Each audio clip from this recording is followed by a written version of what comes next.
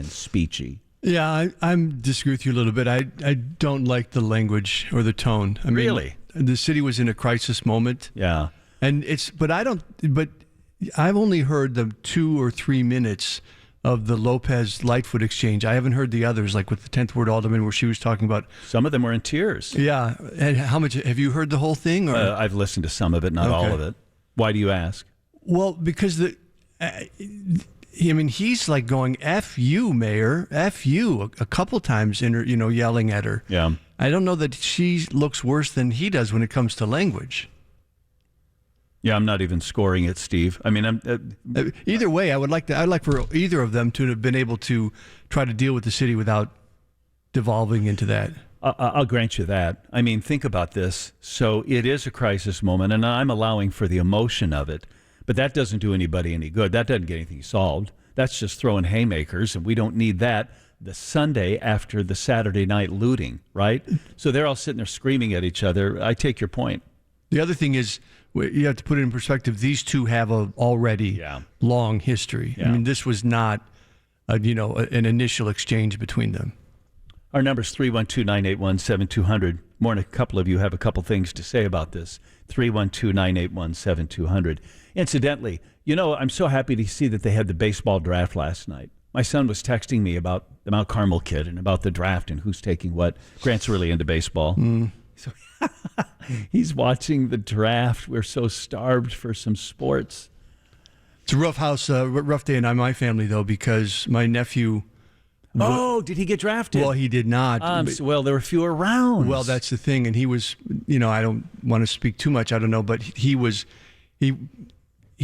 have been drafted. Oh, sure. In a normal year, your nephew, who played for the University of Minnesota. Still does, yeah. Was he a junior? Easton, yeah. Yeah, that would have been the year a lot of the kids go out, their junior year. So maybe another year. And he could still go out, as I understand it, as a free agent. Right, but what's he going to get, 20 grand? They've capped it. Yeah. The teams aren't negotiating against each other, so the free agents really are going to lose in this case. Yeah, maybe he waits. Listen, University of Minnesota, not a bad place to go to school if he can get back in. And a teammate went number 3 overall. How about that? Really, one of his teammates was the 3rd pick. Yeah. White Sox got another kid that throws 100 miles an hour. 6'6". Boom. If they ever play baseball again, the White Sox are going to have a really good young team, or at least a lot of potential. But we couldn't watch baseball last night, so we sat there with Daisy, the dizzy-dappled dachshund. We have one television in my house. We have one clicker, and we have 8 eyeballs. 2 of them belong to the dog. So we just watch stuff. Just to give you an idea of what my world is like, last night the following things were clicked through. Footloose. We watched a lot of the Kevin Bacon movie. We watched some of the CW series The 100. We're plowing through that because we hadn't seen it yet. We watched Mad Max Fury Road, in part. We watched 2 episodes of Mad Men, and then a few seconds of Planet Earth, where they say, "Here the cheetah stalks a prey." So you've watched almost everything you watched there you've seen before. Gee, do you watch like 6 hours a night? We didn't watch all of those things. But the TV's on, Mary. The TV is on. You know what I did last night? Hey. I gave myself a Father's Day gift. I bought BritBox. BritBox. It's all the British TV shows. Wow. Well, I hope you kept the receipt on that, Steve. No. So I was watching Little Shetland. That's cool. I like that idea. It's great. You got a DVD player? Is that what you do? No, it's a online thing. So it's just like buying HBO, but it's BritBox and it's all these British TV shows. Oh, I see. So it's a channel. Yeah. Oh, well, good. it's a subscription service. Yeah, exactly. Yeah, like HBO. Like HBO. So I can a lot of the Masterpiece mystery shows are there. What's your cable bill now? $700? Well, this is $7 a month. We are trying to get our cable bill under $5,000. Well, you're never going to do that. We're having no luck. Here come your phone calls, 312-981-7200. The mayor and the alder people. John, you're on. Go.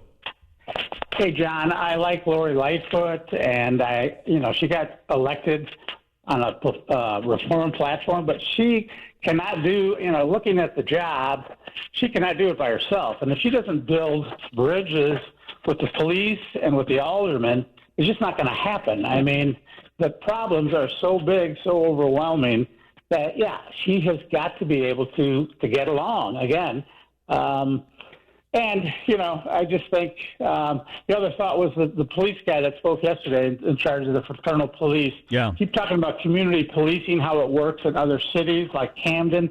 I was a social worker, and I used to, when you're living in the hood and all you see are policemen coming in to break heads because something's happened, you develop an attitude toward the police. The police have to get into those neighborhoods.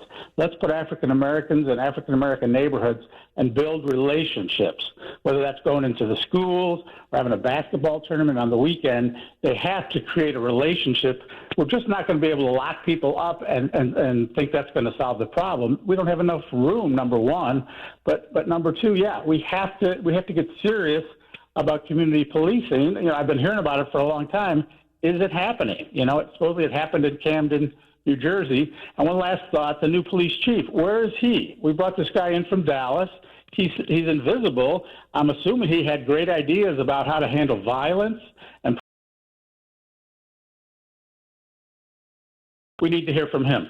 Thanks for the phone call, John. In Camden, all of the cadets go to the neighborhoods they're going to be assigned the first day, and they go door to door and introduce themselves to their neighborhoods, and they say, what do you need? How can we help? They have pop-up barbecues where they'll wheel a grill out and just start cooking in the neighborhoods. I don't know if we do that in Chicago. The crime has been cut in half. Camden is the size of a couple of our neighborhoods, so maybe it's apples and oranges. I don't know. Craig, you're on WGN. What do you want to say? You're on the air. Gosh, on a lighter note, first of all, I really enjoy listening to you. I'm glad GN put you back on Drive Time AM. Thank you. So, terrific. We're the oldest family-owned jeweler in Chicago, and I wanted to kind of give you another opinion from the opinion you had about an hour ago about in-store behavior and comfort level of consumers. We've been open a week since we were allowed to open. We have plexiglass over all our showcases. We wear masks, but I haven't seen any problem with the behavior or comfort level of people. They are browsing, they are happy, they are comfortable. I think everybody is adjusting to this, and I think it'll be fine. How long were you closed then? Since March 21st, something like that? We were. I mean, we did a little bit of business, through online and through, wholesale. But yeah, the city and Water Tower Place didn't let us open up until last week. Water Tower Place. So you're downtown, which has been sometimes hard to get to. You missed Right. Mother's Day. You got Valentine's Day, but then you missed Mother's Day, didn't you? You know what? There are 5 reasons people buy jewelry, and one of them is just because we'll get by.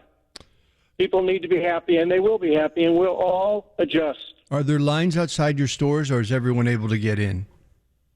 No, it's completely open. Okay. People can walk in. That's one of the problems I've heard from people is that they go to a shop that's open, and then they're only allowing 3 or 4 people in at a time, so you end up standing in line. I see to that get line in. outside, and I don't even stop. Sometimes. For us, if we have 2 or 3 people in the store at a time, that's a lot. Right. So, Right, because you're in Water Tower Place, not are you? anything. What's the name of your business?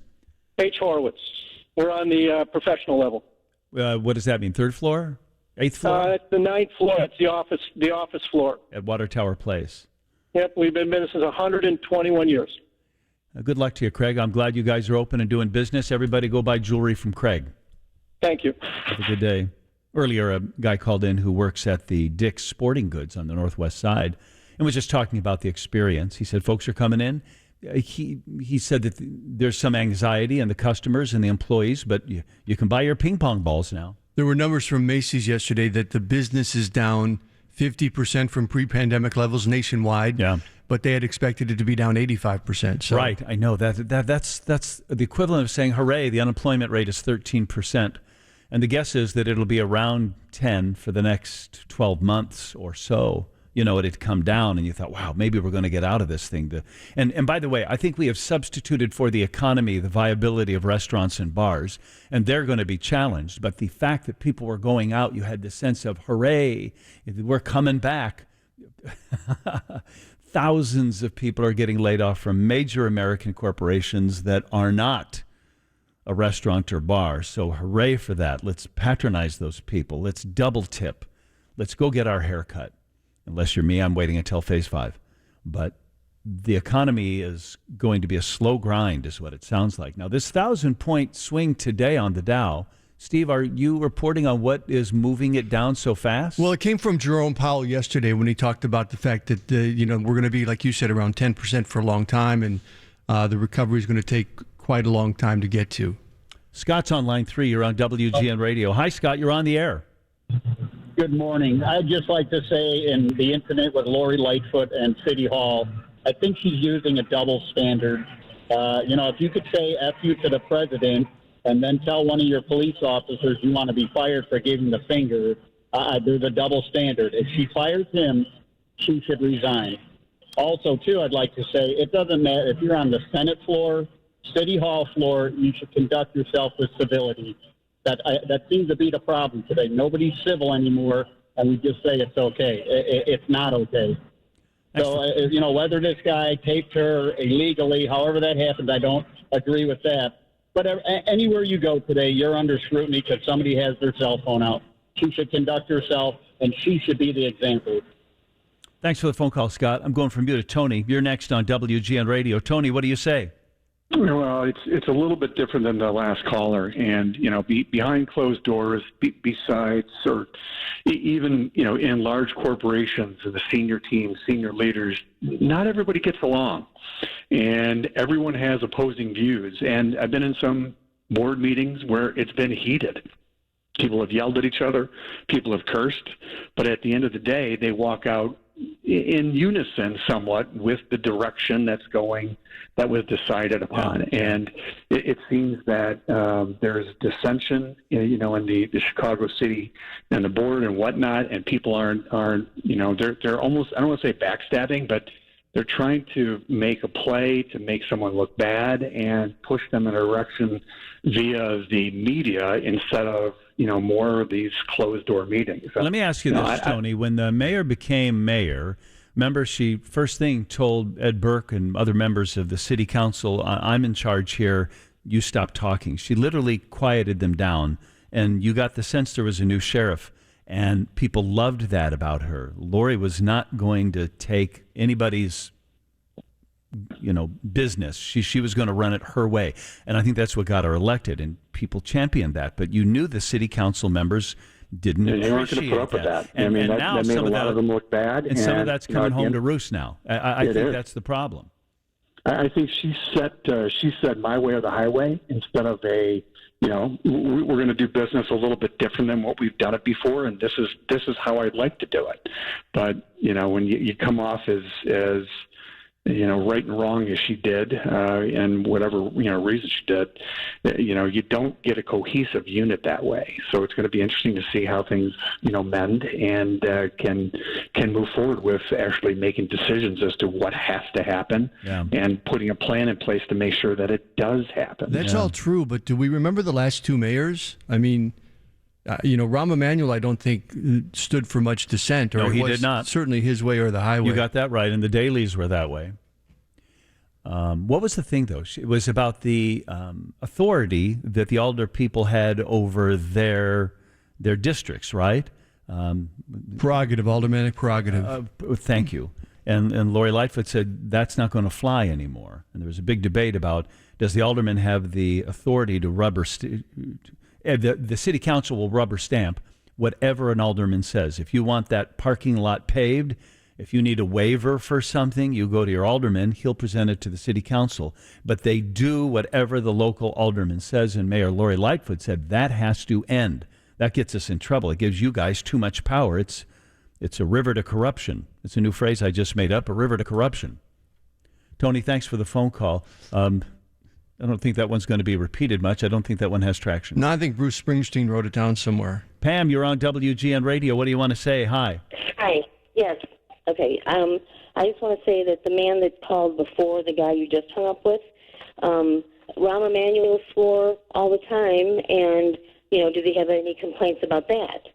Okay. He obviously doesn't like Lori Lightfoot for some reason. Yeah. Either, her color or because she's a female or more democratic or whatever. He was carrying on about how she swears. Well, Rahm Emanuel did the same thing, and he says nothing about that, and that's okay. Okay, thanks for the phone call. I'm out of time. The news is next. I'm glad you got in. This is WGN. 1-877 Cars for Kids. KARS Cars for Kids. 1-877 Cars for Kids. Donate your car today. 1-877 Cars for Kids. KARS Cars for Kids. 1-877 Cars for Kids. Donate your car today. To learn more about our programs and to donate, go to carsforkids.com. That's Cars with a K. Pickup is quick and easy. You'll also get a vacation voucher and maximum tax deduction.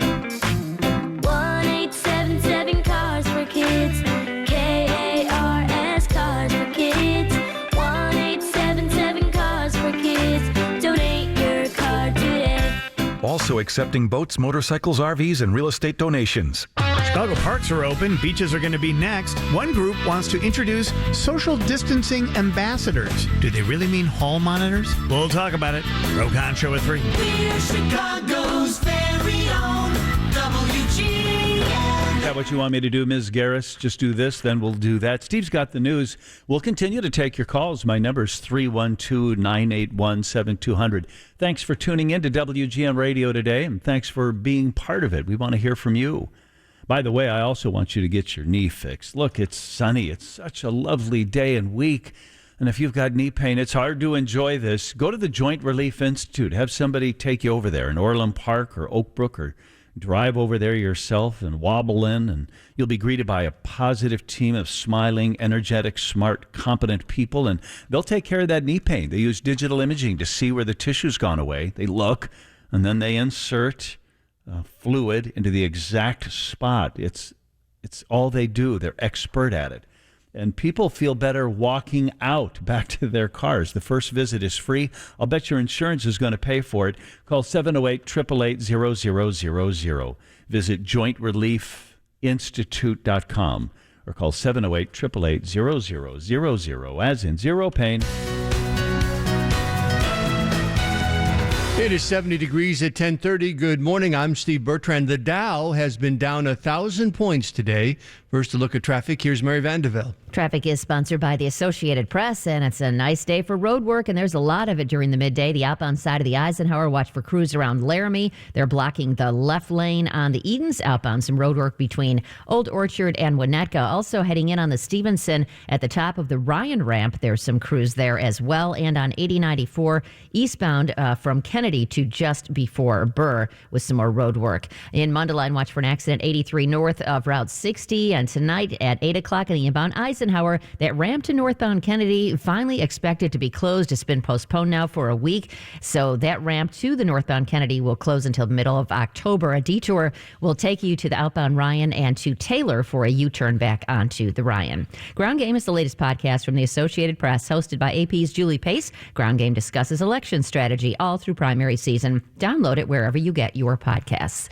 Mary Vandevelde, WGN Traffic Central. The forecast from the Permaseal Weather Center, mostly sunny today until late afternoon. Could see a stray sprinkle around, high 81 degrees, 61 the low tonight. Then for tomorrow, partly to mostly sunny, breezy, temperatures falling late in the afternoon, and high of 75. 70 right now at O'Hare, 71 at Midway. It is 71 at Chicago's Lakefront. Alderman Ray Lopez says he didn't do it. He's featured on a leaked phone recording between Mayor Lightfoot and the alderman in a profanity-laced exchange. Others have hinted it came from Lopez, but he told WGN's John Williams this morning, no. The nation's top military officer says it was a mistake for him to have been in Lafayette Square with President Trump last week. Remember, the president walked across to the church and held up the Bible. Army General Mark Milley, the chairman of the Joint Chiefs, says his presence created a perception of the military involved in domestic politics. Stocks are falling hard on Wall Street. The Labor Department reported another 1.5 million people filed first-time unemployment claims last week. Unless things turn around, the NASDAQ streak of 3 straight days of setting record highs will end. Right now, that NASDAQ index is currently trading in negative territory. It is coming down at 238 points. That's 2.3%. But the Dow leading the way down 1,051. That's 3.9%. The S&P 500 down 104. I'm Steve Bertrand on Chicago's very own 720 WGN. Thank you, Steve. It's 10:33 while you were doing the news. I don't see this that often. You know, the riverfront is closed. The harbors are closed. So all the boats that would normally be dotting our beautiful lakefront are not there. I don't know why the boats can't go back out. I guess that would technically be opening the lakefront. But if you were a boater and you got on your boat and you boated around the lake, I'm not sure that's dangerous to anybody. I think some boats did open on Navy Pier yesterday. On Navy Pier? What do you mean open? Oh, you saw them floating out in the harbor, you mean? Well, I just was reading the things listed off that were opening at Navy Pier, and some, I think, tour boats or boats were able to open. I'm talking about, though, privately owned boats at Monroe. Or, okay. You know, right. Where you dock your ship, your boat, and they aren't there.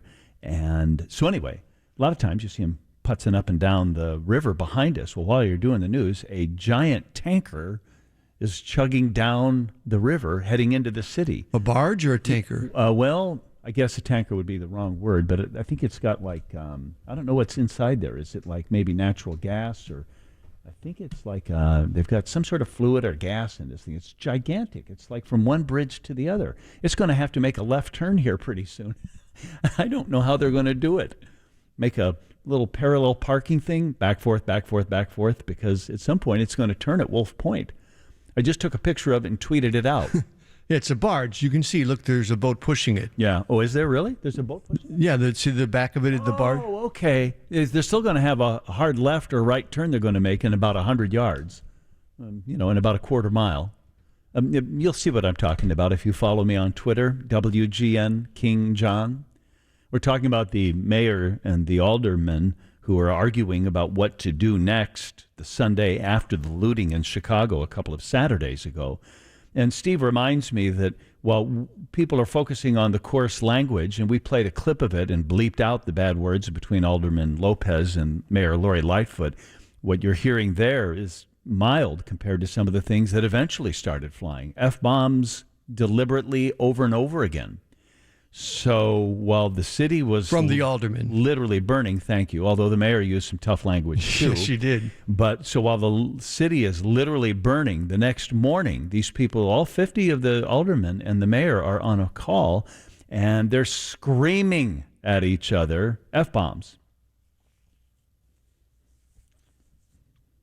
The tape has been released to Channel 11. Channel 11 released it. There's some question about whether or not that was legal. I think there's an ethical question about why you would do that to politically damage the mayor just because it's bad for her, when in fact it's not really good for anybody. I'm not sure that we all benefit from hearing that. Yeah. Ken wanted to say something. You're on WGN. Ken, what's on your mind? Oh, it's Edwin. Hey, regarding the alderman's comments about the mayor being down in the bunker. First of all, that is her position. Unlike the previous mayors, when the emergency operating center opens, the chairperson is the mayor to direct the various departments on what they can do and what they cannot do. So he's wrong. And to fact check that, you can call the Illinois Emergency Management Agency down in Springfield, and they'll give you the readout on EOC. Now there's the field of emergency management, and there's the Cook County, Chicago Emergency Management. What they refer to as what the well, that's really an incorrect nomenclature. What it is the EOC is the acronym for Emergency Operating Center. When it's open, the chairperson really is the mayor. So the alderman is wrong in that respect. And again, to fact check that, you can check the glossary of emergency management put out by the national government, and it'll tell the echelons of the different positions when that operating center is open. Well, unlike the previous mayors, were never at that emergency operating center. She was perfectly within her right. That's where she belongs. I guess so. He was critical that she's bunkered down looking at TV screens. I said, where do you want her to be? He said, she needs to be out there managing this thing. Maybe the best place to manage it is there. I'm surprised if people are too concerned about where she was sitting that day. I mean, she wasn't running from the fight, but she was trying to manage it, and maybe she didn't manage it well. Maybe she's not even being entirely honest with us about what was happening. Remember, she said when people were critical of the use of some officers and National Guardsmen to corral a small group of people, while on TV you were seeing looting and fires take place and no cops were there. So where are we putting the people? But the mayor described it as a wildfire, that it just spread so fast that you couldn't keep up with it. I don't know that that's satisfactory to everybody. I don't have an opinion on it because I'm not convinced that there was sufficient manpower. Again, I keep pointing this out. The next day, the first question that Rick Pearson asked the mayor and the new superintendent was, did you have enough personnel out there? Did you have enough people out there? And they said, well, we had as many people as we could. Should we have had the National Guard out there? Should we have anticipated this? Those are fair questions, huh? Ken, thanks for the call. Karen, you're up. You're on WGN. What did you want to say? Okay. Hi, Karen. Hi, you're on the air. Oh, hi, John. You and I spoke. It sounded like maybe about 2.5 years ago, when in effect it was really 2.5 months ago. Yes. I have a small retail shop in Oak Park, and you were asking what are we doing to try to prepare ourselves, and have we applied for the PPP? And it just feels like a lifetime has gone past since then. But when I heard you speak with the jeweler, I guess I wanted to echo what he was saying, that when we opened, 2 Fridays ago now, that, people were coming in. We never had to, I've only had twice to ask somebody to put their mask up, and I don't think they were, I just think they forgot that they had it down. But people have distanced themselves by them. They've been socially responsible, and they frankly have just been joyous to be back in the shop. Was it Peaches or something? In Oak Park, right? Yeah, that's right. Careful Peach, and actually that's why I called you, to remind you so you can come visit.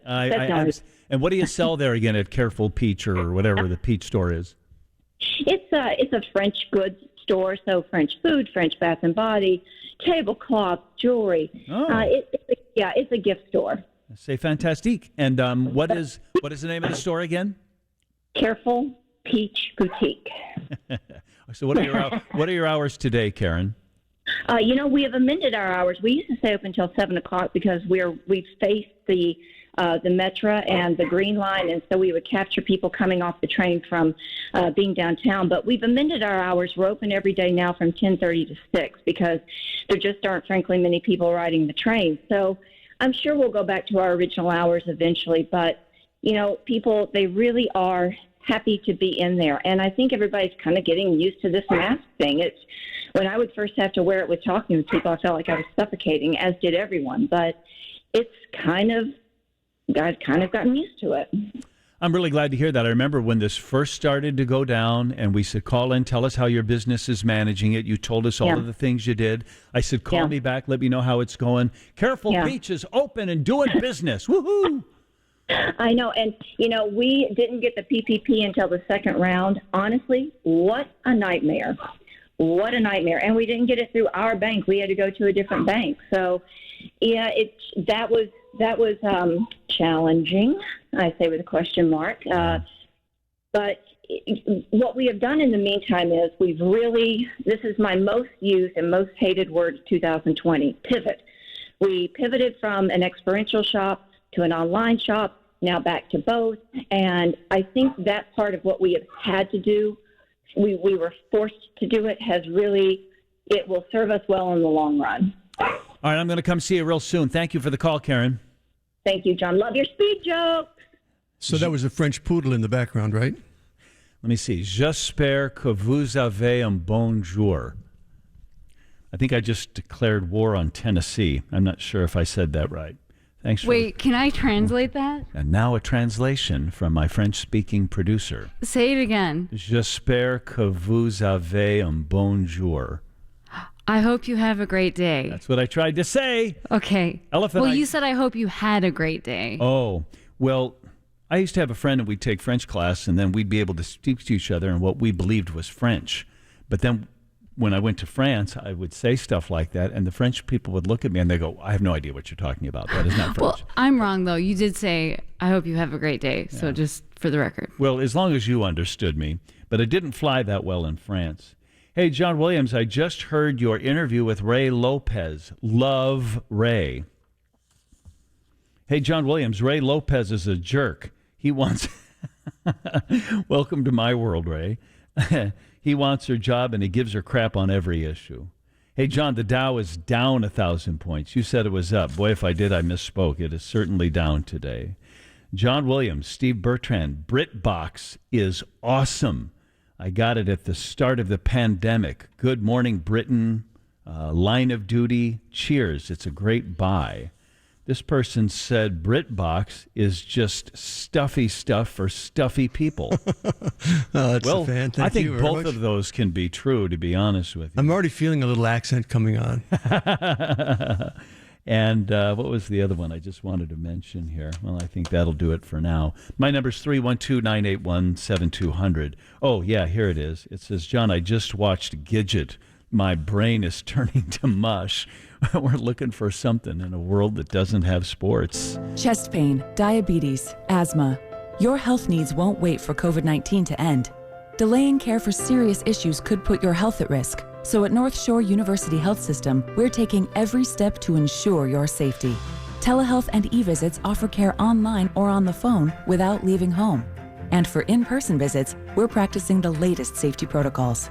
So don't delay. Get the care you need now at North Shore. Visit northshore.org/telehealth. Your home is your castle, your refuge, your safe place. Our job at 1-800-GOT-JUNK is to make junk disappear. And we're good at it. Your home will feel bigger. And cleaner. And you'll feel happier. We promise. Give us a call. Or go to our website. And your junk will magically disappear as our truck drives past your home. Well, almost. We'll be in and out before you can blink. And our gloved professionals touch nothing except the things you want to disappear.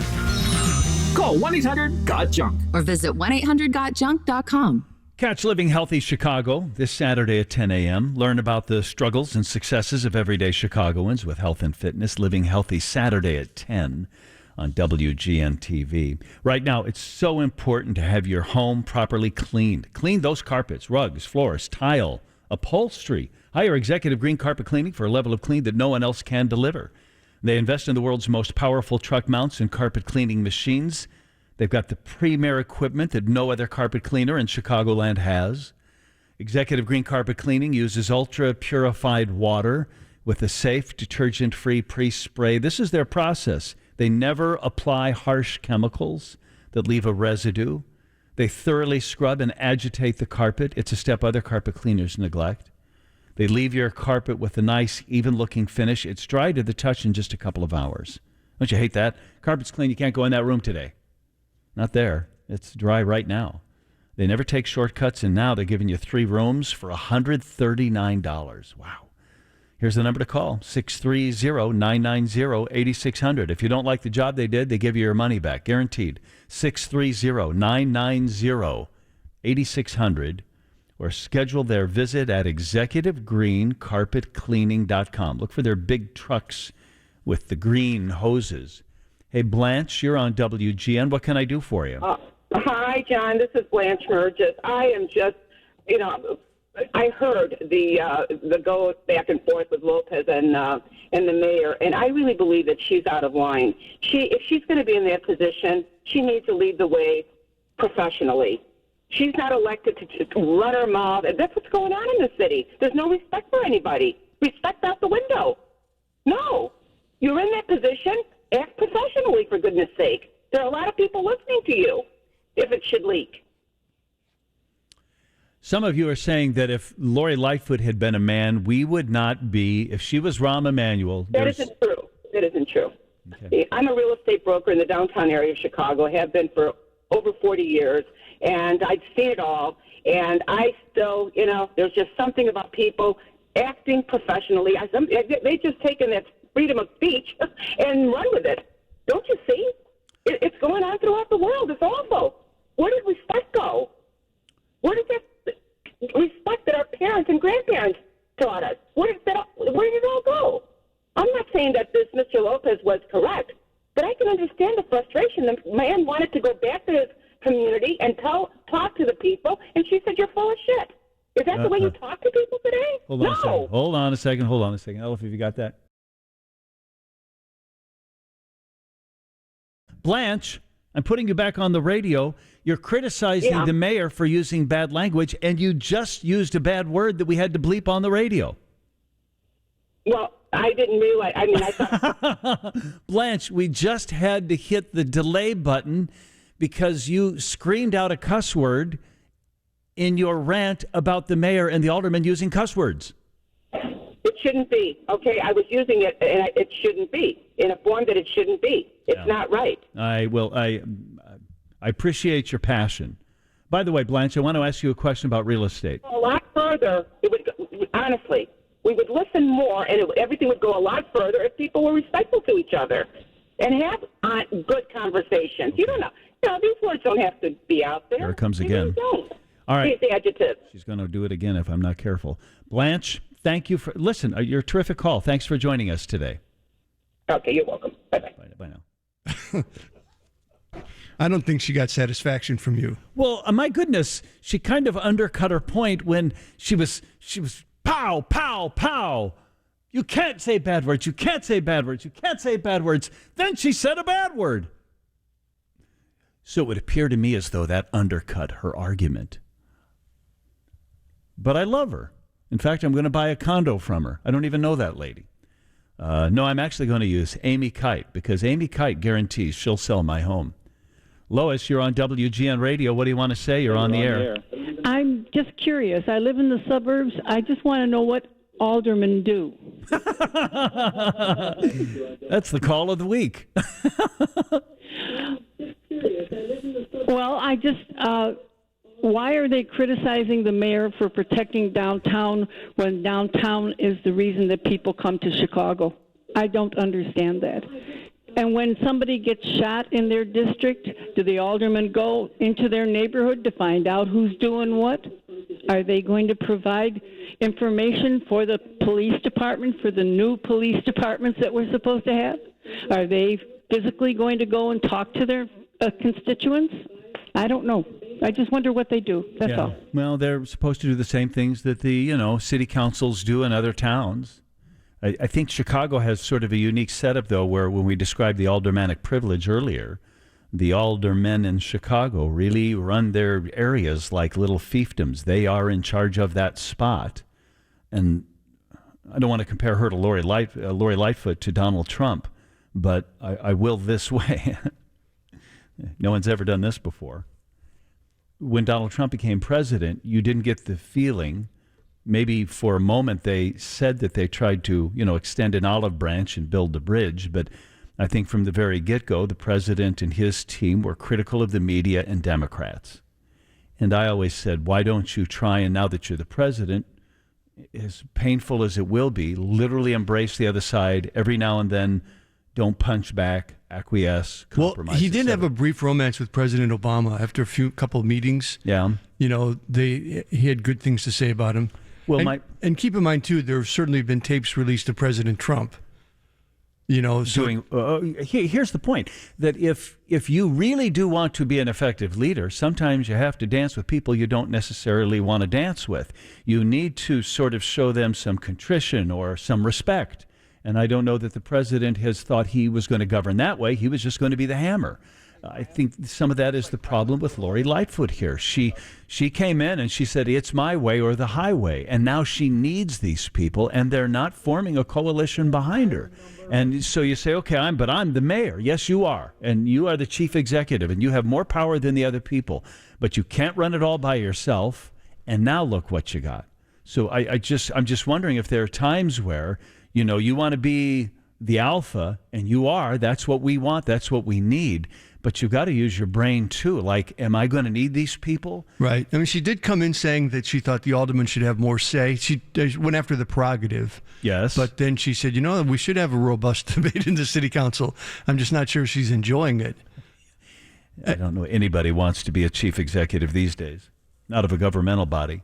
But this is a relatively minor thing. But the admonition of President Trump was a little more major, where she said it starts with an F and ends with a U. Yeah. Where I don't know if that's her temper getting away from her or what, but that was she's made relatively few, I think, novice mistakes as a politician. But that was a rookie error. That was a rookie error that's come back to hurt her. A woman called a moment ago and said that the word she thinks this is the word for 2020. And by the way, it's just the 1st of June, June 11th. She said the word for 2020 is pivot, and she doesn't want to hear it anymore. We were talking about this about a month ago. It's, of course, going to be either coronavirus or COVID-19. But, boy, there's competition for these things every day, aren't there? Well, if she doesn't want to hear pivot, I can just tell her that we're all in this together. I don't know what the word is relative to George Floyd. It might be George Floyd. The name may be the word of the year. Or precedent. I mean, just so many things that we're grappling with. I'll tell you what. When I heard that NASCAR had decided to not allow the Confederate flag, just when you think Bugs Bunny cartoons in the reboot will not carry a gun anymore, that Cops, the TV show, is not going to run anymore. It's had a nice run, and it would, but nope, we're not going to do that anymore. When you just think about all of the things that have happened as a result of 8 minutes of awful violence captured on videotape in Minneapolis, it is staggering. And you really do get the feeling it was a house of cards, that we had this world that was built around certain social structures, and it was there, but it was wobbling. And you kind of knew it, but you didn't know how fragile it was until one awful videotape comes out, and then the whole world changes. Now, it's June, and we've been living in a post-George Floyd world for just a few weeks here. But, boy, it's hard to imagine anything more precedent-setting or a bigger change agent than that one video. And when I heard that NASCAR said, no more Confederate flag, as a result of that, I was just surprised. Do I think they should do that? Yes, I do. Do I think they should have done that? Yes, I do. But I've always thought that flag was pretty deep in the soil in NASCAR country.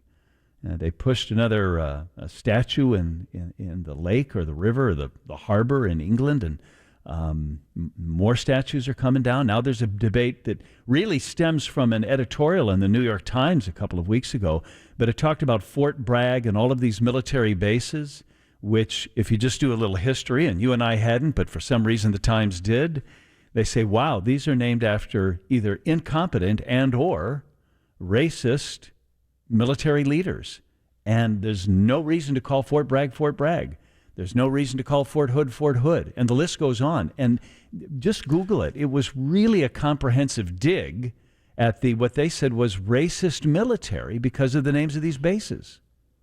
We talked about this with Balboa, where it becomes, after a period of time, it's not named after someone, it's just Balboa. So you can consider that. But Pierre Thomas, an ABC reporter, put it in a different way. He said, imagine if you were a Jewish soldier and you were going to military bases named after Nazi generals, after Himmler or things like that. Yeah. I think that's not an unfair comparison. The people that fly the Confederate flag, though, my view is mostly fly it as a rebel, as just a home symbol. They don't think about the racism behind it. They will tell you they're not racist. They don't see it that way. That's not why they're flying the flag. That distinction is now lost on NASCAR. They said, no, thank you. Hey, Joe, you wanted to say what about the language people use these days? You're on the air. Yeah, hi, John. You watch a movie today, and either sex, they're the F words, they're the SOBs, and so on and so forth. You go to a restaurant, and sometimes you'll overhear foul language in conversation. What do you think about all that? Does it bother you? That's the way of life. That's what I told your producer. It's a way of life today. Not that it's right, but the little kids, not little kids, 10, 12, 15-year-olds, they're using foul language. Yeah, you're right about that. I got to take a break, Joe. Thank you for not cussing on my show. Enter for a chance to win $150 in groceries from Jewel, Grainberry cereal, and a pack of face coverings from Boomer Naturals in the Triple Play Grocery Giveaway. Sponsored by Grainberry and Boomer Naturals. Details at WGNradio.com/contests. Eric? Yeah, back here in the laundry, babe. So listen, I was... Hey, watch out for your dad's underwear. It's still damp. What are you doing? Well, your mom's okay with me using the laundry for weight training. I could store my dumbbells in the dryer. Hey, look, I put a piece of plywood over the sink here, and I have a desk for my home office. Eric, I'm done living in my parents' basement. We really need our own place. No. Listen, getting our own home is scary. Honey. We gotta get a mortgage. It's expensive. It takes forever. Not with First American Bank. First American is famous for its great loan deals and professional service. Who's gonna lift your mom up so she could dust the chandelier, huh? Your dad dropped her last time. First American has bargain rates and lets you do the whole application online. They'll even come to our house to close the deal. Our own home. With First American's help. I am gonna miss your mom's specialty, Vina Verse brioche. Eric, I can make a hot dog on a bun. Okay, let's get packing. First American does more for your money. Visit firstambank.com. Call us at 847-952-3700. Member FDIC, Equal Housing Lender. Grandview buys homes. Hi, I'm Tom Detlich. Grandview has been helping families who want to sell their home for over a decade now. Grandview is different than using a real estate agent to sell your home. We buy the home directly from you in as little as 10 days. I can share countless stories of families who had a difficult to sell home and who were so stressed they didn't even know where to begin. With Grandview, the process is simple and stress-free. Contact us for a brief and private appointment at your home, then get your fair cash offer in as little as 24 hours. It's that simple. As the largest direct home buyer in Chicagoland, you can trust us to treat your situation with dignity and respect. Our highly trained team knows their job is to buy your home and solve your problem. Grandview buys homes as is, no matter the condition of the property. You don't need to do any repairs, not even a clean out. Just leave the stress and the mess to us. So call us at 630-506-8282. That's 630-506-8282. Or visit us at grandviewhomes.com. MegaPros are proud to be available to help you in any way you might need in or around your home. You can trust MegaPros to be safe, clean, and careful at all times. Any questions answered fast and friendly by your MegaPros. Call 847-658-8989 or go to megapros.com.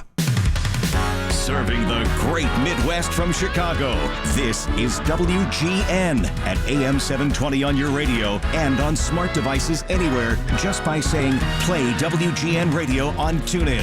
WGN Chicago. A Nexstar Media Group station. It is 70 degrees at 11 o'clock. Good morning. I'm Steve Bertrand. The news sponsored by Grandview Homes. Alderman Lopez says he didn't release the tape. On Wall Street, the Dow has been down 1,000 points earlier.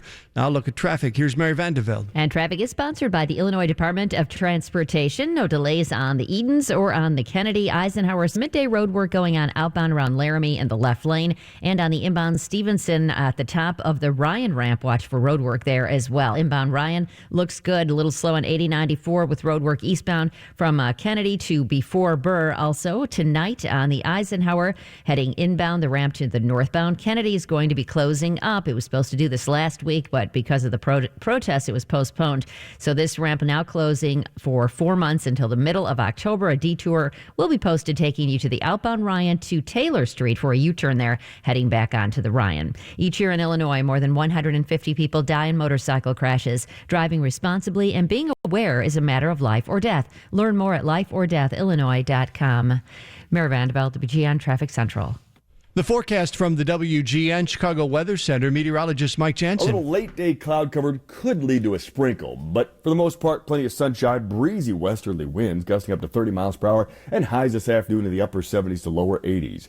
Clearing our skies tonight, temperatures drop into the lower 60s, and a good dose of sunshine for our Friday. Highs in the mid-70s inland, upper 60s at the lake, but a backdoor cold front leads to breezy north-northeast winds late in the day. Temperatures going to be dropping as well, and that leads to a cooler Saturday. Despite mostly sunny skies, highs inland only reach the upper 60s and near 70. We stay in the lower 60s at the lakefront.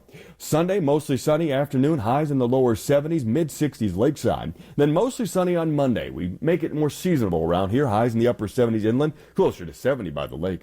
Tuesday, mostly sunny in the morning hours, partly cloudy in the afternoon, maybe even a stray shower. Highs in the mid-80s inland, upper 70s lakeside. From the WGN Weather Center, I'm meteorologist Mike Chance. 70 degrees at O'Hare, at 71 at Midway, the same 71 degrees at Chicago's lakefront. Chicago Alderman Ray Lopez tells WGN's John Williams he did not record and release audio of his verbal spat with Mayor Lightfoot that included both swearing at each other during a video conference just after the violent weekend of protest in the city. Where the tape came from and who taped it is a distraction at this point. To answer your question quite concisely, no and no. Mayor Lightfoot called it an emotional call but said it was an illegal recording. She said shame on the person who recorded it. She also hinted she knew who did it. Another 1.5 million Americans filed new unemployment claims last week. WGN's Ryan Burrow looks at the local numbers. There were about 82,000 fewer new unemployment claims filed across the country last week compared to the week before. In Illinois, there were nearly 45,000 residents who filed new unemployment claims in the week ending June 6th. That's about 1,500 fewer claims filed from the week prior. However, there were increases in new unemployment claims filed in Indiana, up about 700, and Wisconsin up more than 1,000 from the week before. Ryan Burrow, WGN News. 9 states, including Texas and California, have seen a coronavirus spike since Memorial Day. Texas, which was one of the first states to reopen, is reporting 2 consecutive days of record-breaking hospitalizations. At 17 blood centers throughout the area, you can give blood for a good cause and find out if you have COVID-19 antibodies.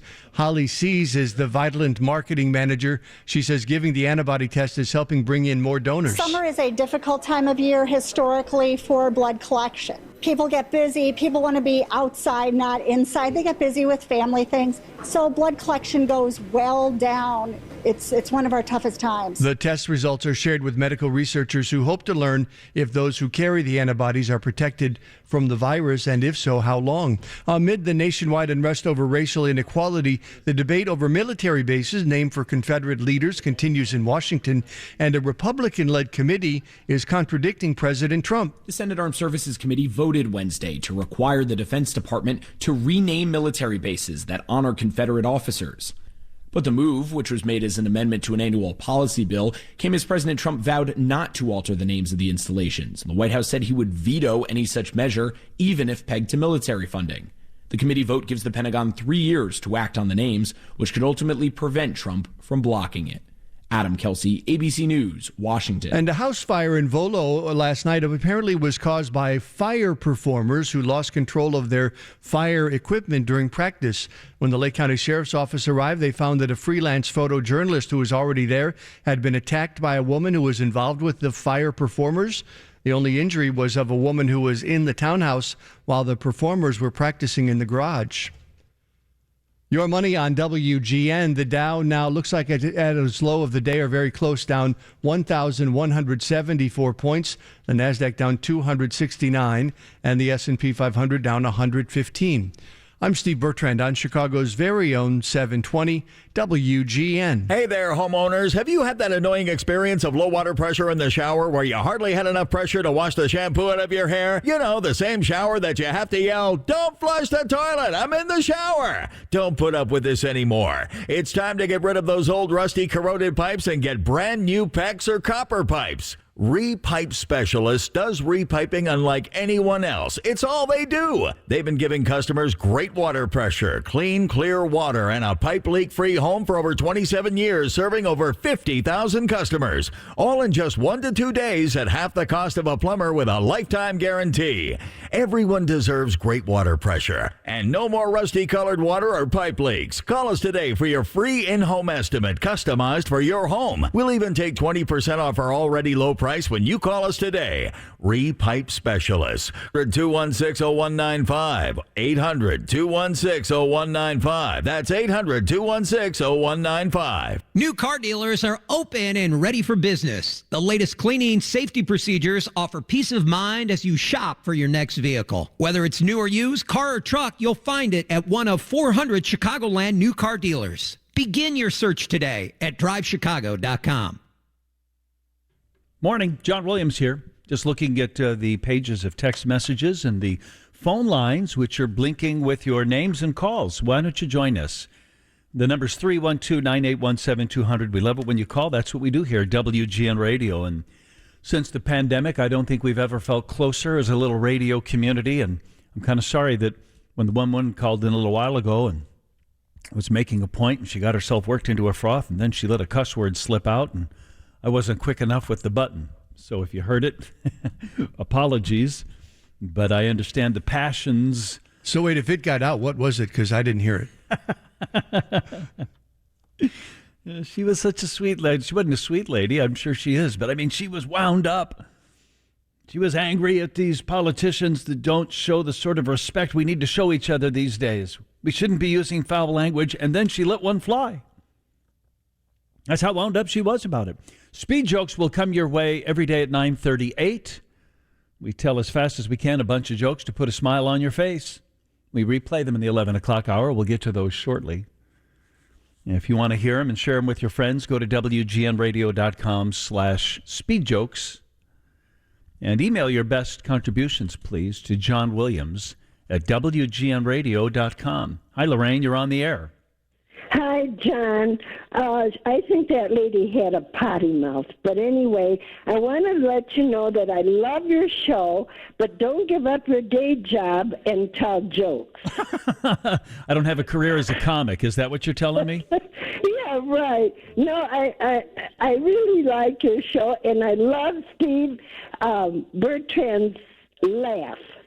He's got to do it more. Well, I try to humor him, but he just doesn't seem to always appreciate my efforts. You know what I'm saying? Oh, I'm sorry. But no, I just had to call and let you know about your jokes. They're okay, but don't give up your day job. Thanks for the advice. I think it's good advice, Lorraine. You have a good day. You too. It's a really big bus, and we got room for everybody on it. Here's a joke that I haven't told, and I don't know that this probably doesn't work on this speed joke segment. But it's just so much fun, I just have to relay it to you. And then you can look it up. It's a visual. It's too long to tell on the radio, but we found a joke that begins with an American, an Austrian, an Azerbaijani, a Bahrainian, and it goes on all the way through the alphabet, listing every country in the world in alphabetical order but one. But you don't notice that one is missing, of course. And you go all the way through to a Zambian, a Zimbabwean, walk into a nightclub. And the doorman says, "Sorry, I can't let you in without a tie." And the joke is like a half a page long. Now, did that come from Steve Alexander, or did you just include him on that? Because that sounds like a Steve Alexander joke. You know, I don't know. I don't recall where this came to me, Steve. I think I might have just seen it on Reddit, but there it is. I love this joke. There's just no way to tell it other than what I just did. You can describe it, but then it loses some of its punch. But you look at this massive paragraph, every country in the world listed alphabetically. And then at the bottom, if you find it, it'll say, walk into a nightclub, and the doorman says, "I can't let you in without a tie." T-H-A-I. And I laugh every single time. Did you hear the Steve Martin joke that we played a little while ago? Hear it? I had the punchline. I had that album memorized in the mid-'70s. Are you kidding me? Steve Martin was it, right? And somebody sent us a joke, and the answer was pi over lambda or something like that, right? It was a technical STEM joke about the speed of light. It was over everybody's head. And so maybe some physicists or mathematicians would get it, but it wasn't suitable for a general audience. Hey, man, are you small? No, I'm tall, man. I'm tall. What was the name of that album? Let's Get Small. So here's the plumber joke. Let me I don't like to. Go ahead, Steve. You I were was going to gonna say say, what? he had a couple, but Let's Get Small was the biggest one. I think that was on this one. What was the other album? I can't remember the other one. Because I'm not sure if this was Let's Get Small or not. Anyway, here's a joke that doesn't maybe play for a large audience. And when somebody sent us the math joke, I thought of this one. I don't like to gear my material to the audience, but I'd like to make an exception because I was told that there is a convention of plumbers in San Francisco this week, and I understand about 30 of them came down to the show tonight. So before I came out, I worked up a joke especially for the plumbers. And now those of you who aren't plumbers probably won't get this and won't think it's funny, but I think those of you who are plumbers will really enjoy this. And so if you're not a plumber, please just bear with me for a while and just kind of, hold off on this. But I would like to do this for the plumbers. So here we go. This lawn supervisor was out on a sprinkler maintenance job. And he started working on a Finlay sprinkler head with a Langstrom 7-inch gangly wrench. Well, just then a little apprentice leaned over and said, you can't work on a Finlay sprinkler head with a Langstrom 7-inch wrench. Well, this infuriated the supervisor, so he went and got volume 14 of the Kinsley manual. And he reads to him and says, the Langstrom 7-inch wrench can be used with a Finlay sprocket. Just then, the little apprentice leaned over and says, it says sprocket, not socket.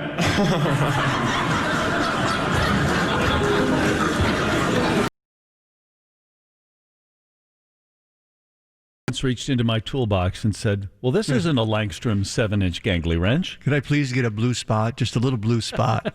And then the second album was Wild and Crazy Guy, the other one that there you go came out back to back. Can I please get a blue spot? And then he says, apparently people feel it's more important to take the drugs than to do a good show.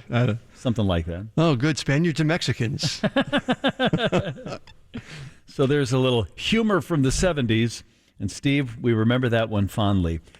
Elif and I both yesterday described our trip to the radio station using public transportation.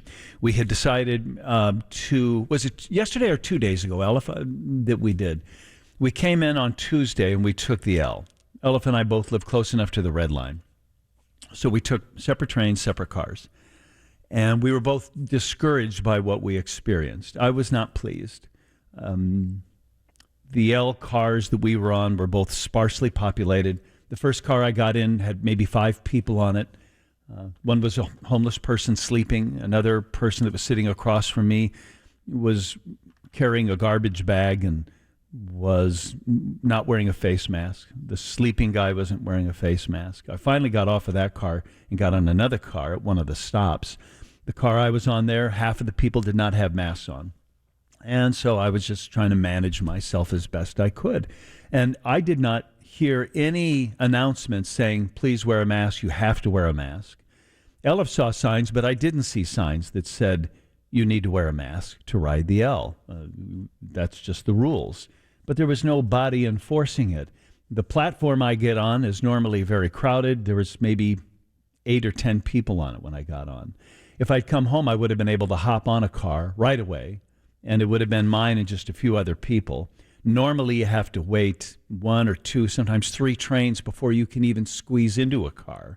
The crowds during rush hour are so great here downtown Chicago. But I thought it was time to give it a try and come out.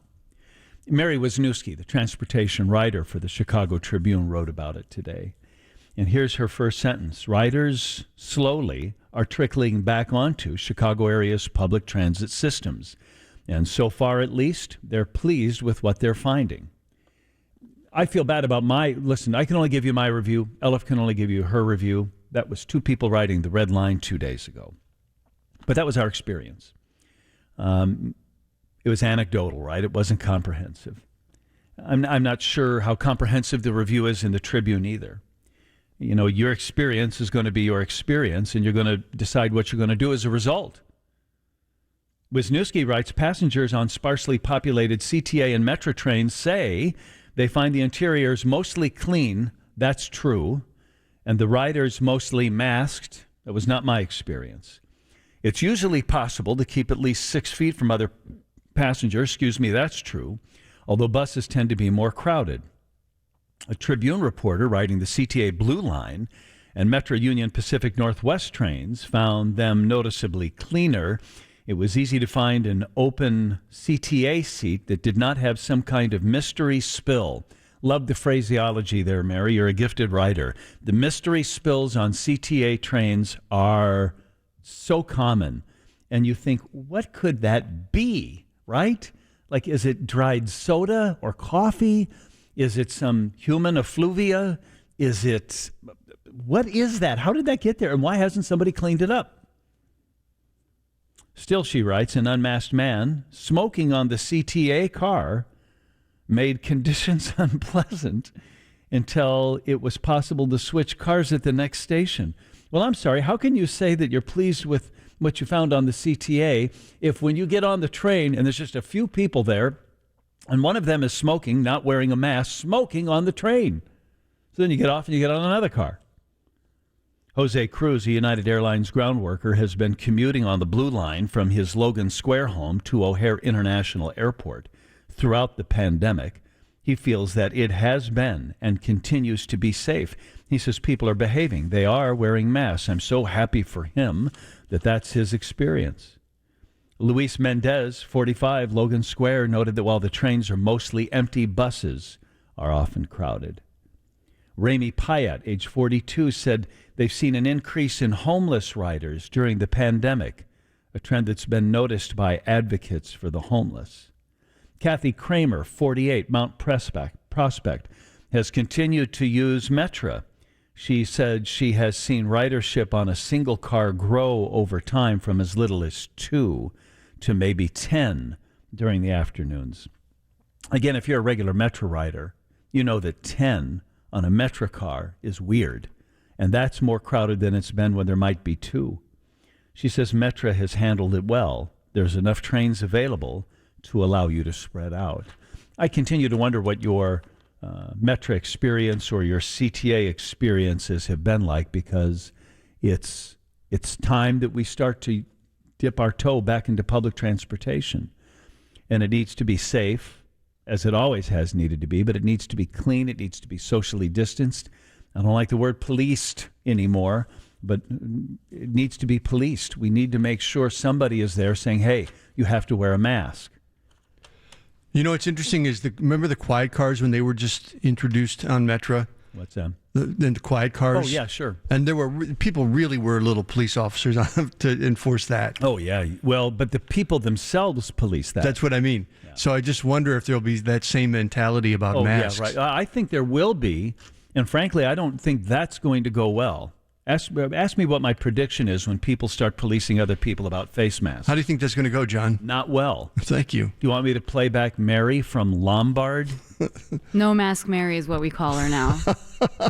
I edited that call. I'll play it for you in a second just because that's what I do. What were you going to say, Elif? My sister, before coronavirus, like a year ago when they were visiting, she got on the Blue Line off the plane. The first thing she did was take the Blue Line to go to my cousin's. And she was wearing her favorite jumpsuit, and she sat in pee. Yeah. So that's a mystery spill for you. That's not a mystery spill. That's like a nightmare of a situation of a mystery spill. What were you going to say? I was just going to say that I sometimes can't imagine what some of that stuff is or how it got there. Let's play back the Mary from Lombard. What do you call her? What's her nickname? No Mask Mary. No Mask Mary. So here, I don't know that Mary is going to, in Lombard, be getting on the Metra or the CTA. But are we ready with the audio? So it was a fairly long call because you look, I've got my opinions and you have yours. I have how I live my life. You have how you live yours. And we don't have to agree on that. I hope you understand that about this show and this radio station. I say it's a big bust and we got room for everybody for a reason. But Mary and I are not on the same page. So I'm just imagining what it is going to be like when Mary tries to ride public transportation. I'm not afraid of anything. I haven't been since day one of this. Let me put it this way. You say I wear a mask for everybody else. I wish everybody else would take off their masks. I'd go in a restaurant today with nobody wearing a mask, customers or wait staff, and think. Where do you live? Lombard. Oh, yeah, I go to various grocery stores and just various... Do you wear a mask when you go to those stores? No. And nobody stops you? Nope. Well, put it this way, Mary. So if you get COVID-19... I know I could, but I'm not going to. Hundreds of thousands of people in the country have died from COVID-19. You're aware of that, right? You know, I hear numbers all over the place. Oh, my God, Mary, this is an extraordinary opportunity for you. Hold on. I'm not done. So if you came here from Mars and you said, hey, what's this COVID-19? I want to get me some. You would come to Chicago. This would be about as good a place as any to get the disease. But, you know... 122,000 cases in Illinois, almost all of them near Lombard. It hasn't scared me since day one. I would pretty like to go into a restaurant with no other customers or wait staff wearing a mask. I'm tired of this. I am too. I hear numbers all over the place and like, do you remember me? I met you one time at Pinstripe in Oak Brook. Oh, I remember you. You made me crazy then, too. So if Mary gets on a train, here's what's going to happen. I don't want Mary to get socked in the nose, and I don't want her to yell back at you. But if we're going to police each other like we do on the quiet Metro cars, that's what it's going to come to that. I look over at my screen, and it says Mary has called back on line 1. Hey, Mary, you're on WGN Radio. Hello. And I am here. Hello. I have to say I'm kind of glad I don't have to ride. I used to commute into the city for a lot of years and don't have to worry about that. I don't think it would bother me, but I'm glad I don't have to because the schedules and everything have been such a mess that I don't have to worry. But I am calling with regards to one of your first calls today, the man who worked in a retail store, and he was glad to be back. Yeah. And business was picking up slowly and, everything. Mm-hmm.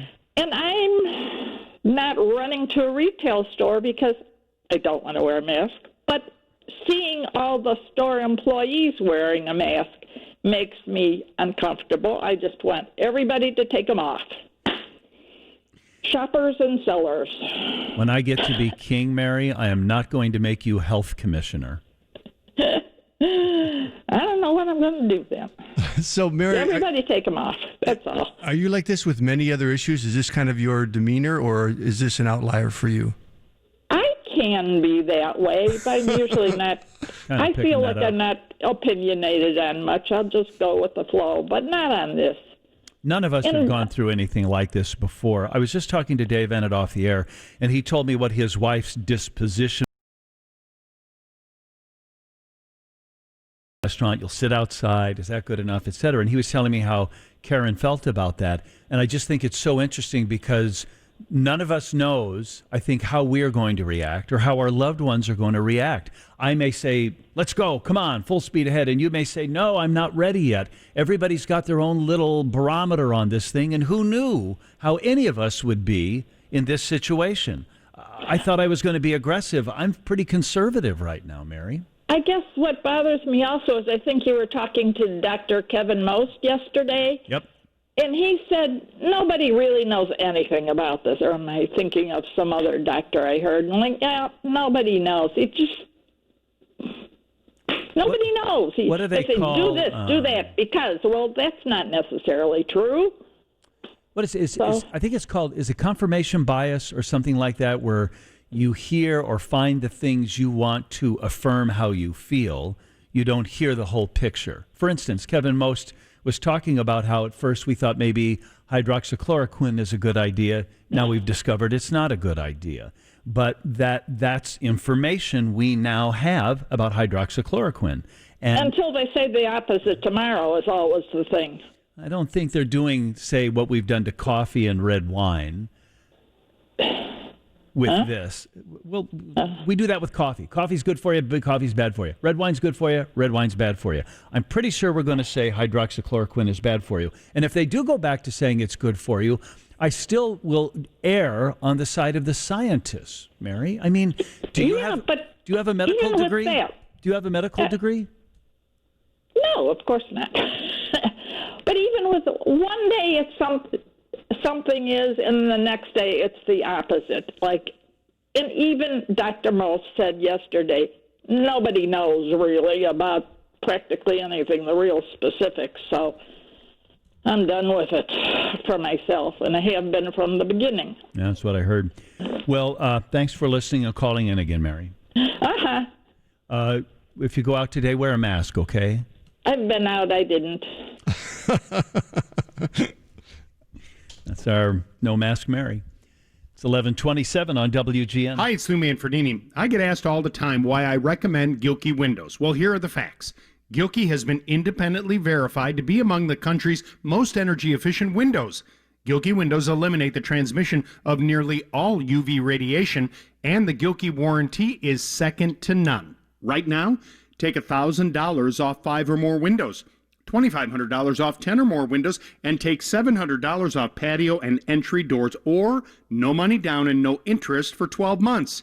Gilkey offers several options to help you. They'll come to your home, exercising safety measures, or you can visit their Chicago Ridge showroom open Monday through Saturday, or in Palatine, even open Sundays 10 to 4. If new windows are on your list, give Gilkey a call now and schedule an appointment to get your home renovation underway. Call 1-888-3-GILKEY or visit Gilkey.com today. Choose vinyl or choose fiberglass. Just be sure to choose Gilkey. 1-877 Cars for Kids. KARS Cards for Kids. 1-877 Cards for Kids. Donate your car today. 1-877 Cars for Kids. KARS Cars for Kids. 1-877 Cars for Kids. Donate your car today. To learn more about our programs and to donate, go to carsforkids.com. That's Cars with a K. Pickup is quick and easy. You'll also get a vacation voucher and maximum tax deduction. 1-877 Cars for Kids. KARS Cars for Kids. 1-877 Cars for Kids. Donate your car today. Also accepting boats, motorcycles, RVs, and real estate donations. With over 31,000 associates on the front lines, Jewel-Osco has superheroes wearing everything from deli aprons and tech coats to bright orange safety vests. We take great pride in the way Jewel-Osco people stepped up to provide essential services during these challenging times. I've always wanted to learn another language, so I decided to give Babbel a try, and I really like the teaching method of the app. I started with the beginner lesson on Babbel, and soon you're putting words into a conversation. Each lesson takes about 10 to 15 minutes, and they're all really different, which keeps things interesting. I can't wait to use my Spanish skills in real life. Dos cervezas, por favor. Now try Babbel free. Just go to Babbel.com or download the Babbel app. That's BABBEL.com. There's drama in the mountains. A man solves a riddle and finds a long-lost $1 million treasure in the Rocky Mountains. But a Rogers Park woman says, hang on, it's mine. Plus stories from the cancel culture. Does a business's politics or values matter to you when you shop there? All that and more, I'm Anna Devlantis at 1 o'clock. WGN. It's 11:30. They're Chicago. They're real. Watch Dan Ponce, Lauren Jiggets, Larry Potash, Robin Baumgarten. Get real in the morning with the WGN TV Morning News team. They do it weekdays from 4 to 10. It's time for WGN Radio News. After that, speed jokes. It is 74 degrees at 11:30. Good morning. I'm Steve Bertrand. Lady Antebellum is changing its name. We'll tell you why after a look at traffic. Here's Lauren Lepka. It's actually Mary. Some road work still going on the inbound side of the Stevenson at the top of the Ryan ramp to be aware of midday road work, and also on 8094 eastbound between Indianapolis Boulevard to past Klein, and on I-80 eastbound road work into US 30. Otherwise, no delays on the Edens, Kennedy. The Eisenhower looks good, but tonight at 8 o'clock, the ramp to northbound Kennedy towards Wisconsin will be closing until the middle of October for part of the Jane Byrne Interchange project, and the detour will take you to the outbound Ryan and Taylor to head back, taking a U-turn onto the Ryan. Mary Vandervelde, WGN Traffic Central. The forecast from the Permaseal Weather Center, mostly sunny until later this afternoon. Could see a stray sprinkle then, a high of 81 degrees. 61 the low tonight, then tomorrow mostly sunny. Temperatures falling late in the afternoon and a high of 75. 74 right now at O'Hare, 75 at Midway. It's 73 at Chicago's Lakefront. Alderman Ray Lopez says he didn't do it. He's featured on a leaked phone recording between the alderman and Mayor Lightfoot in a profanity-laced exchange. Others have hinted that the leak came from Lopez, but he told WGN's John Williams that it didn't, and he doesn't know where it came from. Stocks are taking a nosedive as the Dow Jones Industrial Average fell more than 1,000 points in early trading. The initial jobless report claims isn't helping matters. Last week, the numbers showed there were 1.5 million first-time claims. And Grammy-winning country group Lady Antebellum is changing its name to Lady A, with members saying that they are regretful for not taking into considerations the word's association with slavery. The statement says they chose the name after the antebellum-style home where they shot their first band photos, and it reminded them of the Southern styles of music. So now Lady Antebellum is Lady A. On Wall Street, the Dow Jones Industrial Average now down 1,300 points. The Nasdaq down 331 and the S&P 500 down 128. I'm Steve Bertrand on Chicago's very own 720 WGN. It's a quarter after one. I'm all alone and I need you now. Said I wouldn't call, but I lost all control and I need you now. And I don't know how I can do without. I just need you now. I do not listen to them much, but whenever I hear them, I really like them. How do you not? They're so good. That's Lady A. I believe I'm the first disc jockey in America to play a Lady A song. You might be. Did you know what antebellum? Do you know what antebellum means? Because I'll tell you, I did not. I looked it up. If you no, really, I don't have a dictionary definition, but I would tell you it describes an era around the Civil War, the antebellum period, and antebellum culture and antebellum architecture and stuff like that. It actually, the definition is a period before a war.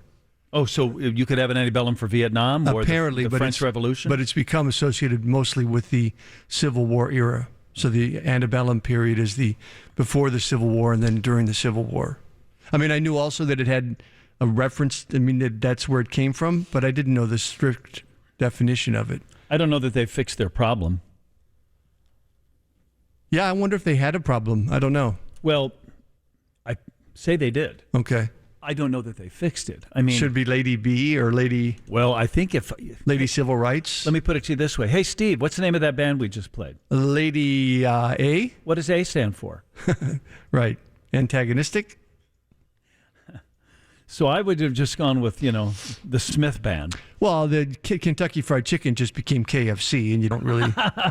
Right. Or the FFA. Or was it 4-H? One of them went by the letters rather than Future Farmers of America because they said we don't want to be defined that narrowly because fewer Americans were farmers. So they said, okay, well, there's a lot of good things that come from FFA. Agriculture. Agriculture and all of that. I mean, I just always admired the FFA kids at my school, and there were a lot of them. I went to Manuka High School, which is, at the time, was a little farm school out in Grundy County. I was always jealous of their blue corduroy coats. They did have them, and they went to meetings, and a lot of them did chores in the morning, right? I had trouble getting up and combing my hair, and some of them had literally fed the horses or the cows and done farm chores.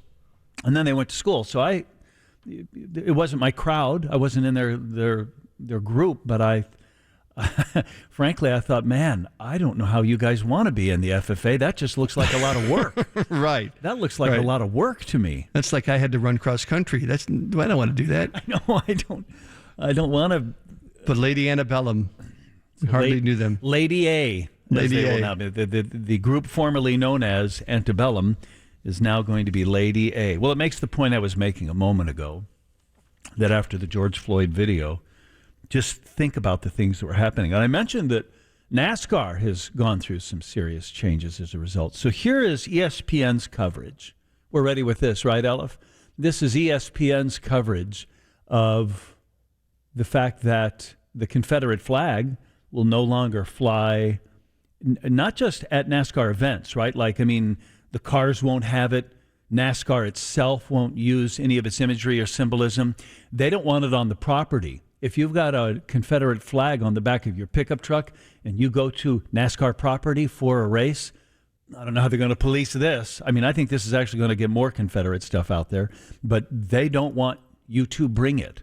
This is ESPN's coverage. I can't overstate enough what an historic day this is for NASCAR racing, that the Confederate flag henceforth will be prohibited and not be allowed on NASCAR properties, at NASCAR events.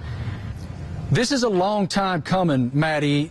In the summer of 2015, the then President Brian France said, we want to work to get Confederate flags out of here. They are an insensitive symbol. And at that same moment, during that same weekend, the most famous NASCAR driver possibly ever, Dale Earnhardt Jr., was extremely outspoken in saying the Confederate flag is offensive to an entire race and it belongs in the history book. It was time. NASCAR knew it was time. There is no more tolerance for it, and they have made an unbelievable statement. And that's not some liberal left-wing talk show host, radio station, or politician. That's NASCAR talking there. Well, that's their reporting on NASCAR and what the position that they're taking. So, in fact, this week, NASCAR has put together a video, not unlike some of the other sports leagues have, where they take some of their marquee athletes, the drivers, and they got a little soft piano music on. And I think NASCAR fans recognize the faces. I don't know them all. But they are reading a message, and then they cut back and forth between each of them saying things that obviously they're all behind. This is the NASCAR. Hey, Elif, this is the NASCAR video. We're no strangers to moving fast. And we know how life can have that same quality. But now is the time to slow down and reflect. The events of recent weeks highlighted the work we still need to do as a nation to condemn racial inequality and racism. The deaths of George Floyd, Breonna Taylor, Ahmaud Arbery, and countless others in the black community are heartbreaking. are heartbreaking and can no longer be ignored. And it goes on like that for over a minute. Just, voice, face, voice, face, voice, face. And they're all saying we're not going to do that anymore. Very interesting. By the way, we were talking about the FFA and how it wants to be broader and just have more and more people in it, so they don't call it Future Farmers of America anymore. I got a text message from a high school classmate of mine who was in the FFA just now. And he sent me 2 emoticons. One is an ear of corn, and the other one is thumbs up. Thank you, George. I think about you, George, more than you know. I talked to George's wife, Nancy, who did not go to school with us, but George married well, as did Nancy. And so Nancy's become a friend, too. And I hear from Nancy more often than I do George. George is usually out in the shed, in the barn, or on the tractor. He's hauling grain, or he's tending to his crops. All that rain that they've received has made their lives very difficult. It was a pain in your butt because you got water in your basement. It's their livelihood, and it's harder. And they're hardworking folks. John? I hear you loud and clear, Orion. I didn't know you were sitting by your microphone over there. Sitting by my microphone, and of course I was an FFA member, and you're right. They went from Future Farmers of America to FFA because we have so many more people involved in the food production chain, and so they decided the FFA would be better than the Future Farmers of America. But I learned a lot as an FFA member and use a lot of what I learned yet today. So. That's the thing, and I was trying to get to that point, that it's not just that it was agriculture-centric when I was at Manuka High School. I just admired the sort of resilience, the sort of work ethic that those kids had. That was part of their life. I mean, I was a lazy kid living in a nice house in the suburbs, and these kids had dirt on their boots before they got to school. Well, when I was going to high school, I was up early to milk cows and to clean the barn. And when I'd get on the school bus, a lot of kids would move away from me because I think the smell was more than they wanted to take. So, but yeah, it it never ends when you're involved with the dairy farm or hog farm or cattle farm or crops. It never ends. And so I think about that to this day. So, like, what if you want to go on vacation? Like, if my friend George and Nancy want to go on vacation, do they, like the same way I get somebody to watch the dog, do they have somebody watch their acreage or their farm? Yeah, they do, because I never took a vacation off the farm when I was growing up. My folks never took a vacation because there was always something to watch. But I think today, as more families are involved in the agricultural production scene, the young people, I think, begin to learn what they need to learn by taking over the farm if their folks want to go to a convention or if they want to go on a vacation trip. But vacation trips on the farm were a lot different than vacation trips in the city.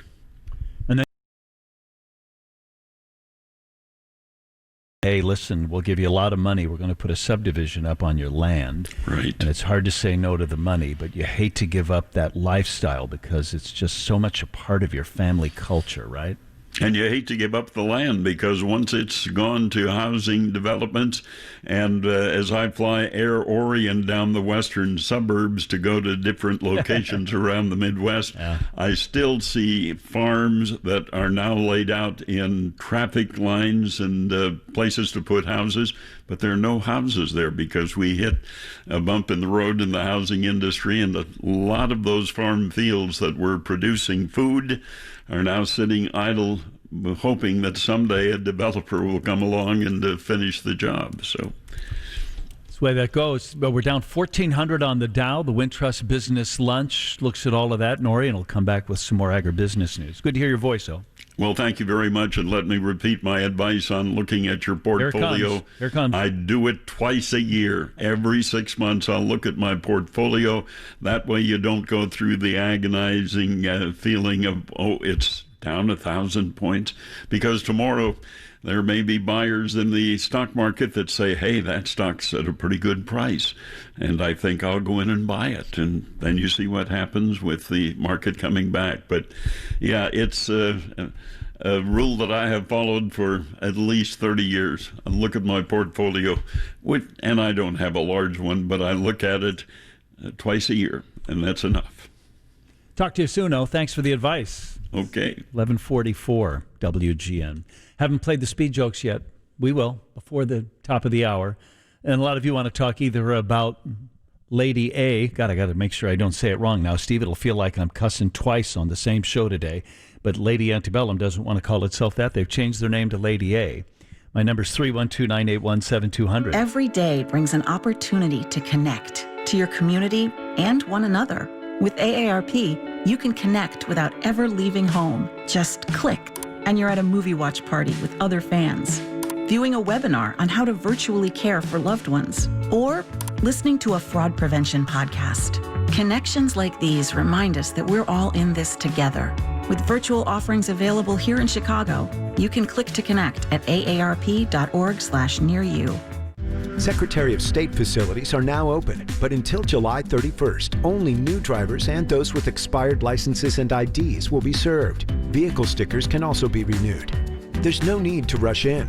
All expiration dates have been extended, and the Real ID deadline is now October 2021. Safety measures, including social distancing, are in place, so please be patient. Avoid lines by renewing online or by phone. For more information, visit cyberdriveillinois.com. If you're purchasing a new home or refinancing your existing home, call Team Hochberg, your trusted local mortgage pros. Here's Donnie, Special Forces veteran, who called Team Hochberg to cash out $20,000 for home improvements. Before he called Team Hochberg, Donnie started refinancing with another lender. David analyzed Donnie's situation and advised him to cancel that other lending loan because it was not the right loan for him. David is helping Donnie enhance his credit score to secure a HELOC because that was Donnie's best loan option. So let's review. Before calling Team Hochberg, Donnie called some other guy, and that didn't work out so well. After calling Team Hochberg, Donnie is enhancing his credit to get that HELOC, that loan, which is in Donnie's financial best interest. If you are a veteran interested in working with a lender who respects your service and who will always look out for your financial best interest, call 312-855-56David or visit 56david.com. Tune into Home Sweet Home Chicago, hosted by David, Saturdays at 10 a.m. Homeside Financial's an equal housing lender. Their NMLS ID number is 1124061. Hey, TJ, you're on the air. What did you want to say? Hey, John. Well, you know, I run a small business, and I hear a lot of people talk, and I'm in the auto business, and to tell you the truth, racing has always been something that I loved. Yeah. But, you know, the more and more and more things are going on, it just seems like sports itself is cutting their own throats. I can't tell you how many people I've already heard say that if they see in football, not that we haven't seen it in that in a while, people are getting used to not having it. But the big problem is I hear people say, if I see any needling during the national anthem, boom, I'm done with football. Okay? People are getting tired of this. NASCAR really is cutting their own throat. If you look at the stats for the last even 10 years or 5 years, they've gone from millions of people watching it at NASCAR to very little. And believe it or not, what they're doing with the flag thing, they just keep sticking it to people who this is how they feel.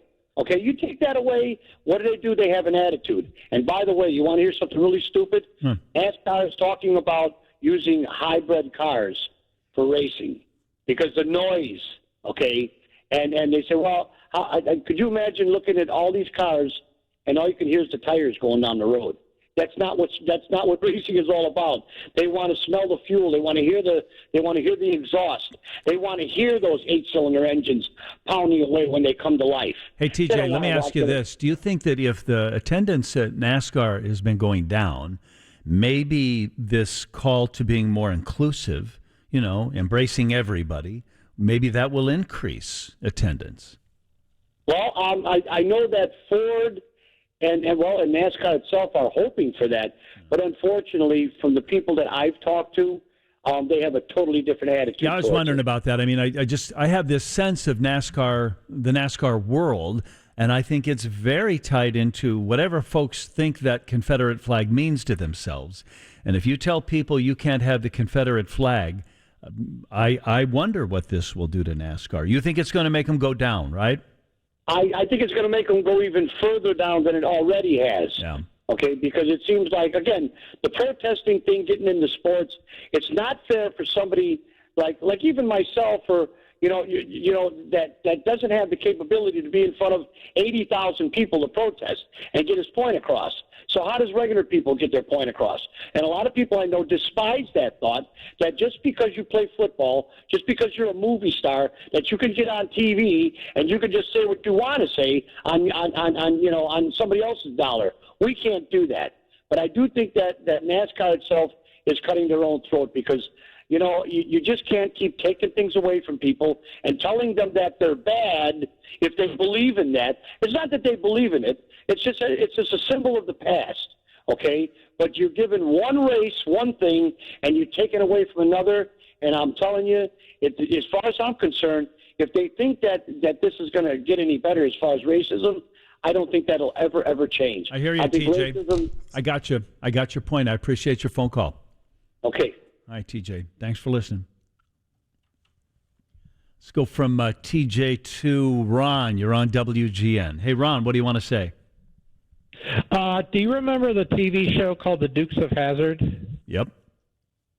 Okay. I'm wondering if this is going to make them take the reruns of that show off the air. Right. Because these two guys drove this, I think it was an orange car, and it either had a Confederate flag on the roof or the hood or the driver's side door. It was called the General Lee.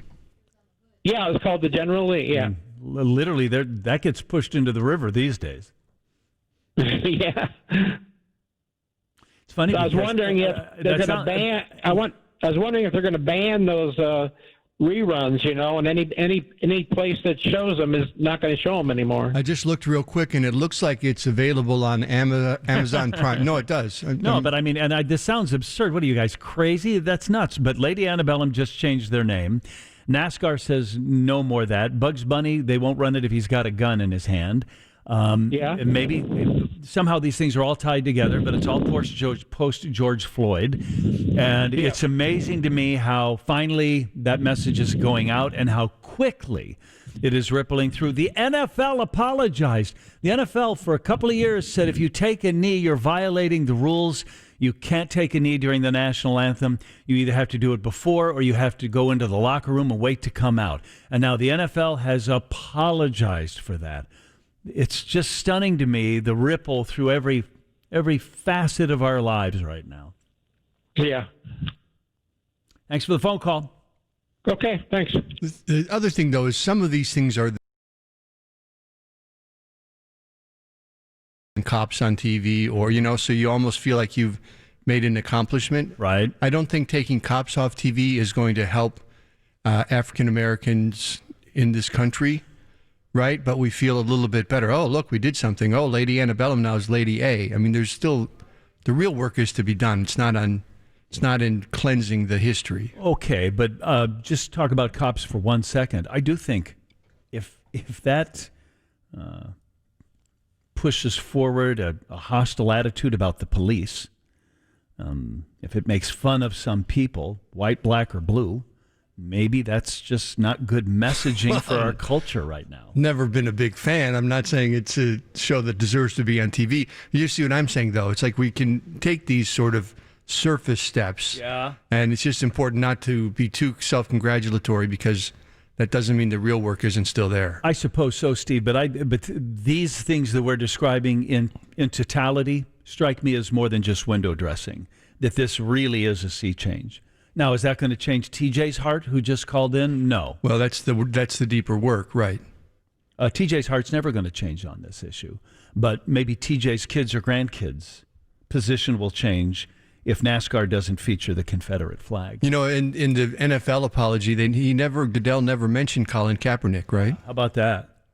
Okay, it's 11:53. This is WGN. We tell jokes at 9:38. We like to play them back in the 11 o'clock hour. You'll hear my voice next. This is from earlier today. We call it Speed Jokes. Hey, King John, this is from Chris and his friends in Madison, Wisconsin.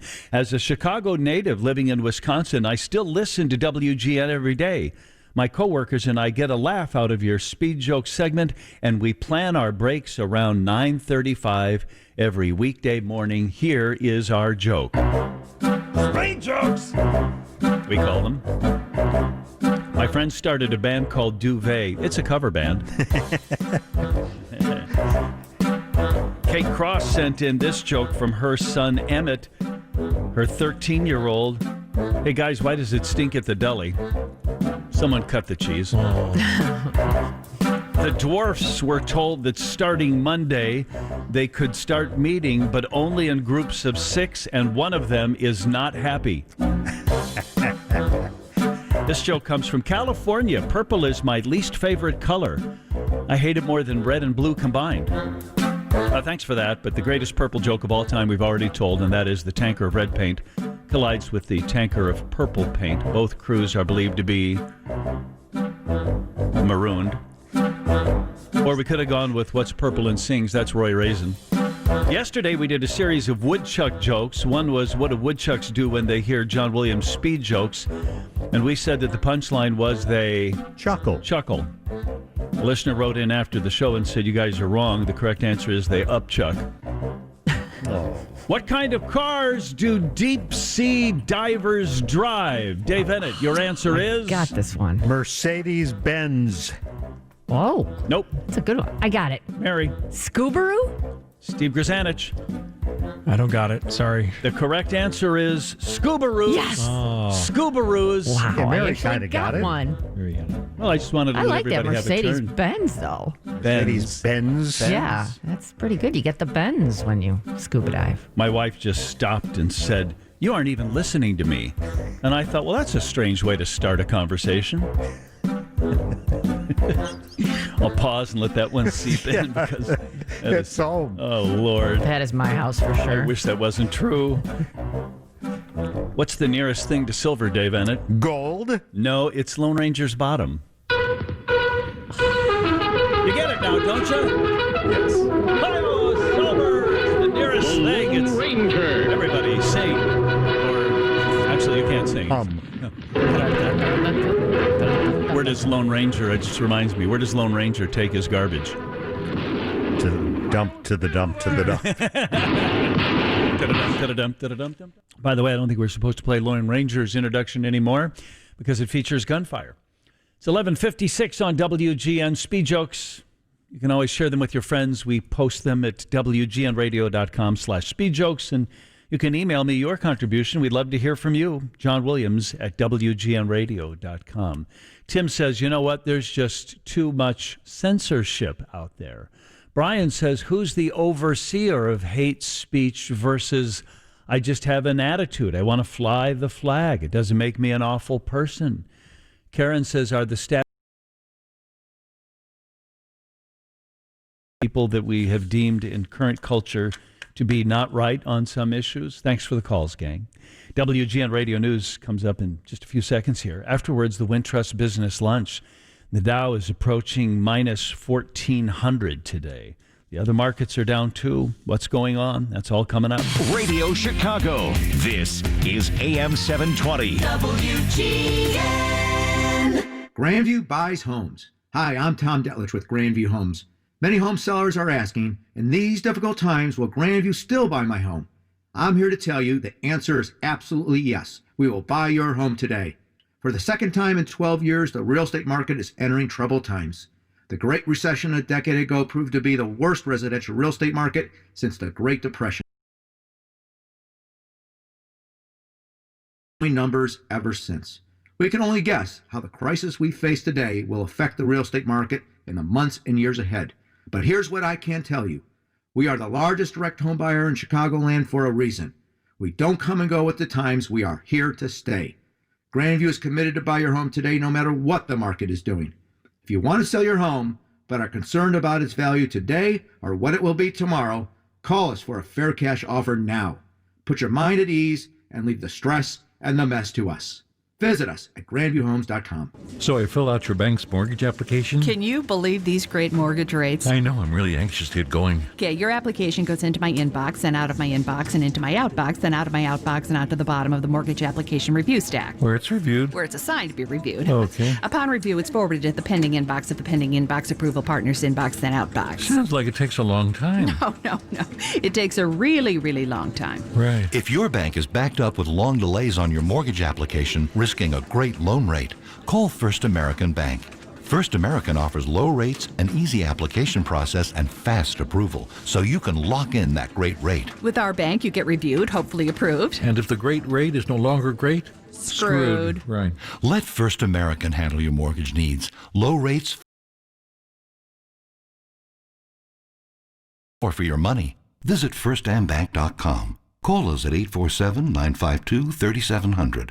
Member FDIC, Equal Housing Lender. Hello, Chicago. Do you have more people and more devices using the internet at your home? Switch to WOW Superfast Internet 200 for $44.99 per month. And for a stronger signal, add whole home Wi-Fi for $9.99 per month. Offer details at wowway.com.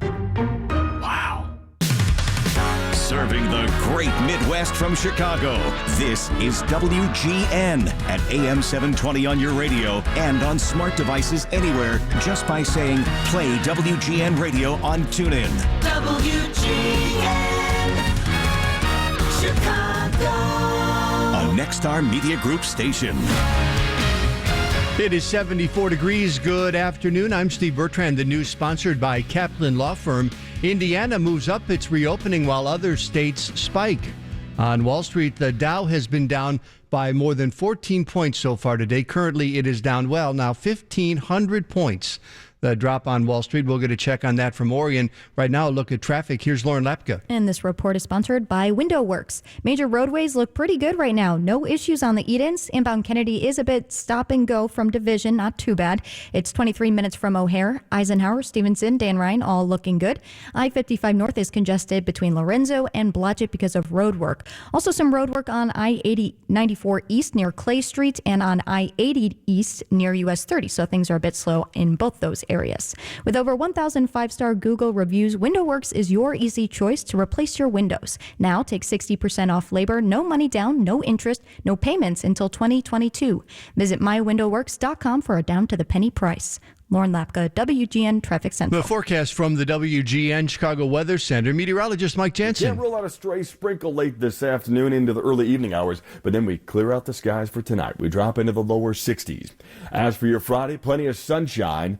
Highs in the mid-70s inland, upper 60s at the lakefront, but falling temperatures late in the day thanks to a north-northeast wind gusting upward to 25 miles per hour. It's going to be cooler as well here on Saturday. Mostly sunny skies, highs in the upper 60s to near 70 inland, lower 60s expected at the lakefront. Mostly sunny on Sunday. Highs in the lower 70s there, but mid-60s lakeside. Monday brings plenty of sunshine as well, with highs in the upper 70s inland, closer to 70 by the lake. And then Tuesday, we'll look for a little more cloud cover in the afternoon, maybe even a stray shower. Much warmer then. Highs in the mid-80s inland, upper 70s by the lake. From the WGN Weather Center, I'm meteorologist Mike Chance. 74 right now at O'Hare, 75 at Midway. It is 73 degrees at Chicago's lakefront. Chicago Alderman Ray Lopez denies that he recorded and released the audio of his fiery exchange with Mayor Lightfoot during a conference call after the weekend of violence in We're trying to get the mayor to take concerns about their neighborhood seriously. The same kind of glossed over obliviousness that I received. Every alderman trying to protect their neighborhoods received the same treatment. Several aldermen came to Lightfoot's defense on the recording. She called the call emotional, but said also that the recording was illegal. Another 1.5 million Americans filed new unemployment claims last week. Here in Illinois, there were 45,000 new claims. That's about 1,500 fewer than claimed the week before. Governor Holcomb of Indiana announced Stage 4 of the Back on Track Indiana plan will begin this Friday. That's instead of Sunday, so a couple of days early. He spoke about what Stage 4 will look like. Social gatherings will go up to 250 people, up from where we were. Restaurant and dining facilities will be open to 75% of their capacity. Bars and nightclubs up to 50% of. He says movie theaters and bowling alleys can also open at half capacity. Zoos, museums, and other sites may open, but capacity limit has yet been specified. Coronavirus cases, meantime, are rising in nearly half of the U.S. states. And while many are chalked up to increased testing or to small local outbreaks, others are more alarming. In Arizona, for example, hospitals were notified over the weekend to prepare for the worst amid surges across the state. The governor of North Carolina says recent jumps have caused him to rethink plans about reopening schools or businesses. Joint Chiefs Chairman Mark Milley says he regrets taking part in President Trump's recent photo op with the Bible outside a church across from the White House. In a recorded commencement address to the National Defense University, General Milley said he shouldn't have done it. As many of you saw the result of the photograph of me at Lafayette Square last week, that sparked a national debate about the role of the military in civil society. I should not have been there. Authorities used tear gas and rubber bullets to clear protesters away before the president left the White House and walked over to the church and held up a Bible. Police in Bolingbrook are looking for a man who pointed a gun at a driver in a suspected case of road rage. WGN's Ryan Burrow has that. Bolingbrook police say a woman was driving on Mountain Road near Brighton Lane Tuesday when she saw two vehicles that appeared to be in some kind of road rage incident. The woman drove between the black pickup truck and white Lincoln MKZ.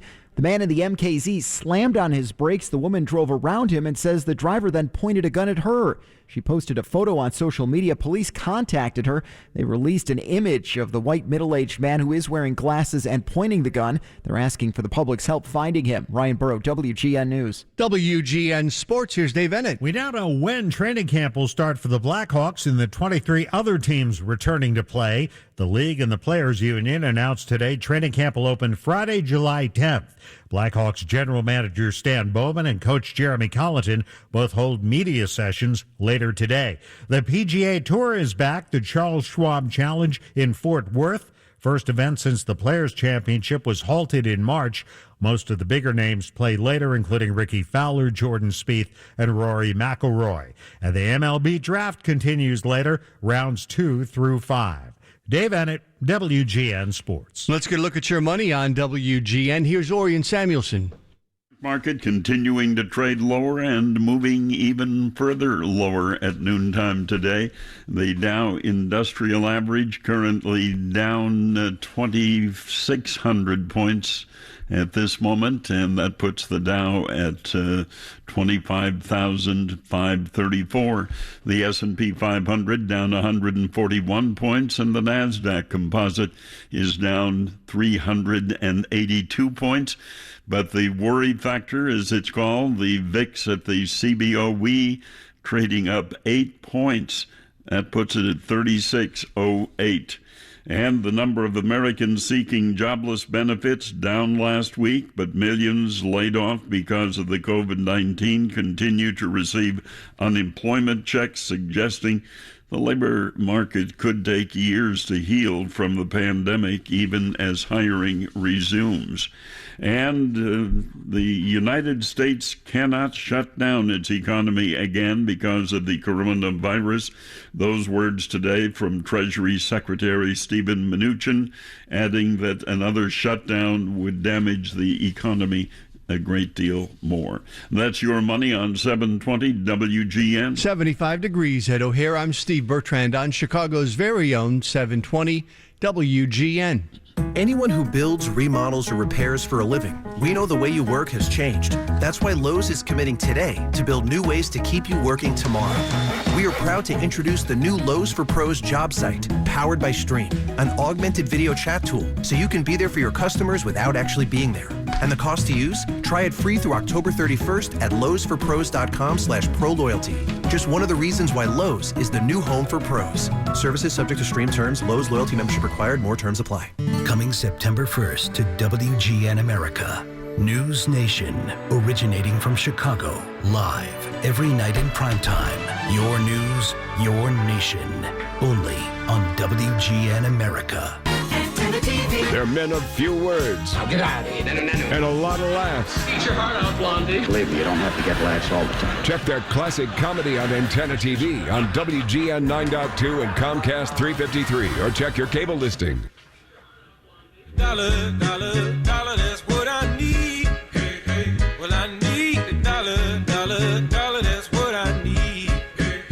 Said I need the dollar, that's what I need. And if I share with you my story, would you share your dollar with 12:08, this is WGN. John Williams here. We cannot do on the show today what Orion Samuelson preaches, and that is only look at the market twice a year. We will look at it throughout the hour. The Dow is off approximately 1,400 points right now, and it's continuing, as Orion told you seconds ago, to go down. So let's talk a little bit about what's happening this afternoon. Mark Hamrick joins us, Washington Bureau Chief and Senior Economic Analyst at Bankrate.com. Mark, you're back on WGN. How are you today? Always a pleasure, John. Thanks for having me. What's going on? Well, John, I will preface this by saying that very often those of us who discuss these things on an ongoing basis, and we're grateful for the opportunity to do that, are sometimes put in the position of being asked to describe something that is happening as if it is rational. and that was the challenge in watching the stock market march up, with the NASDAQ Composite notching a new record high, and obviously the other major averages and the stocks that comprise those averages moving up sharply as well. And I would argue that today's move down is just as irrational, but that doesn't mean it's not happening. So to your colleague's point that we ought to take all this with a grain of salt, I think that is appropriate, because most of us who are investing in the market are doing so for the sake of retirement. And even those who are approaching retirement, even in, let's say, a few years, will need that retirement savings many, many years down the road, because the hope, indeed the prayer, is they live many years beyond their own retirement. So the most commonly asked question of me up until today, whether it was friends or the people in the media, news media, was what do I think is happening in the stock market? And the answer was, well, we've had trillions of dollars of effectively stimulus thrown at the market, and so this is cash looking to find a home. Today, some of that cash is looking for a little less risk. The reasons that are being cited most commonly are because of the fact that we now have nearly half the states reporting a rise in COVID-19 cases. And I think the somewhat less credible explanation associated with Chairman Powell's characterization of the economy yesterday, which I thought was pretty much on the mark, and anyone who was shocked by that I don't think has been paying much attention. I've had two people, one on the air, one off the air, tell me this week that if something happens like is happening right now, and like you said, maybe it's not all that rational, maybe it's temporary, but there's 1,400 off the Dow. And they said this might be the time, though, to just capture a little profit or at least park it in some place. It's not like you're going to spend that money, but put it in a place that's more conservative, even cash, just to sort of protect it, because without trying to be a market timer, you do think it's going to go down. Whatever's brought it up, it's probably going to go down. And I wonder if some of that is what is happening here as well. May well be. A lot of it also is not humans. A lot of it is algorithmically driven, and we don't even know what triggers those algos, collectively speaking, because we're talking about a massive number of different influences. I suppose you could take the approach that no one ever lost money taking a profit. The question is, what is the lost opportunity for future profits or gains in the market, particularly when we're talking about long-term investments. So interest rates are another interesting part of what's happening out there. What's the upside to that? Isn't that encouraging to people that are looking to buy or borrow? Well, this is a way that the Federal Reserve is trying to, let's say, inflate the economy, and even so, in so doing, isn't having any expectations for actual inflation, at least broadly measured, anytime soon. So, absolutely, this week we're seeing a record low mortgage interest rates, and one of the best performing aspects of an otherwise struggling economy is indeed the housing market. And so, for those who are well qualified, whether it is to buy a home or to borrow to buy a car, obviously to utilize any other kind of borrowing, this is a tremendous opportunity. And we are reminded that even with elevated unemployment, perhaps it goes without saying, but I'm going to say it anyway, the majority of Americans are still employed, and therefore they are likely functioning as well as they were before with respect to being consumers. But having said that, we're not going to overlook the fact that as of this morning's unemployment claims reports between the pandemic program and the overall program, we're talking about 29 million people continuing to have unemployment assistance, and that roughly aligns with what we heard last week with the monthly employment report. So that is certainly, as you know, well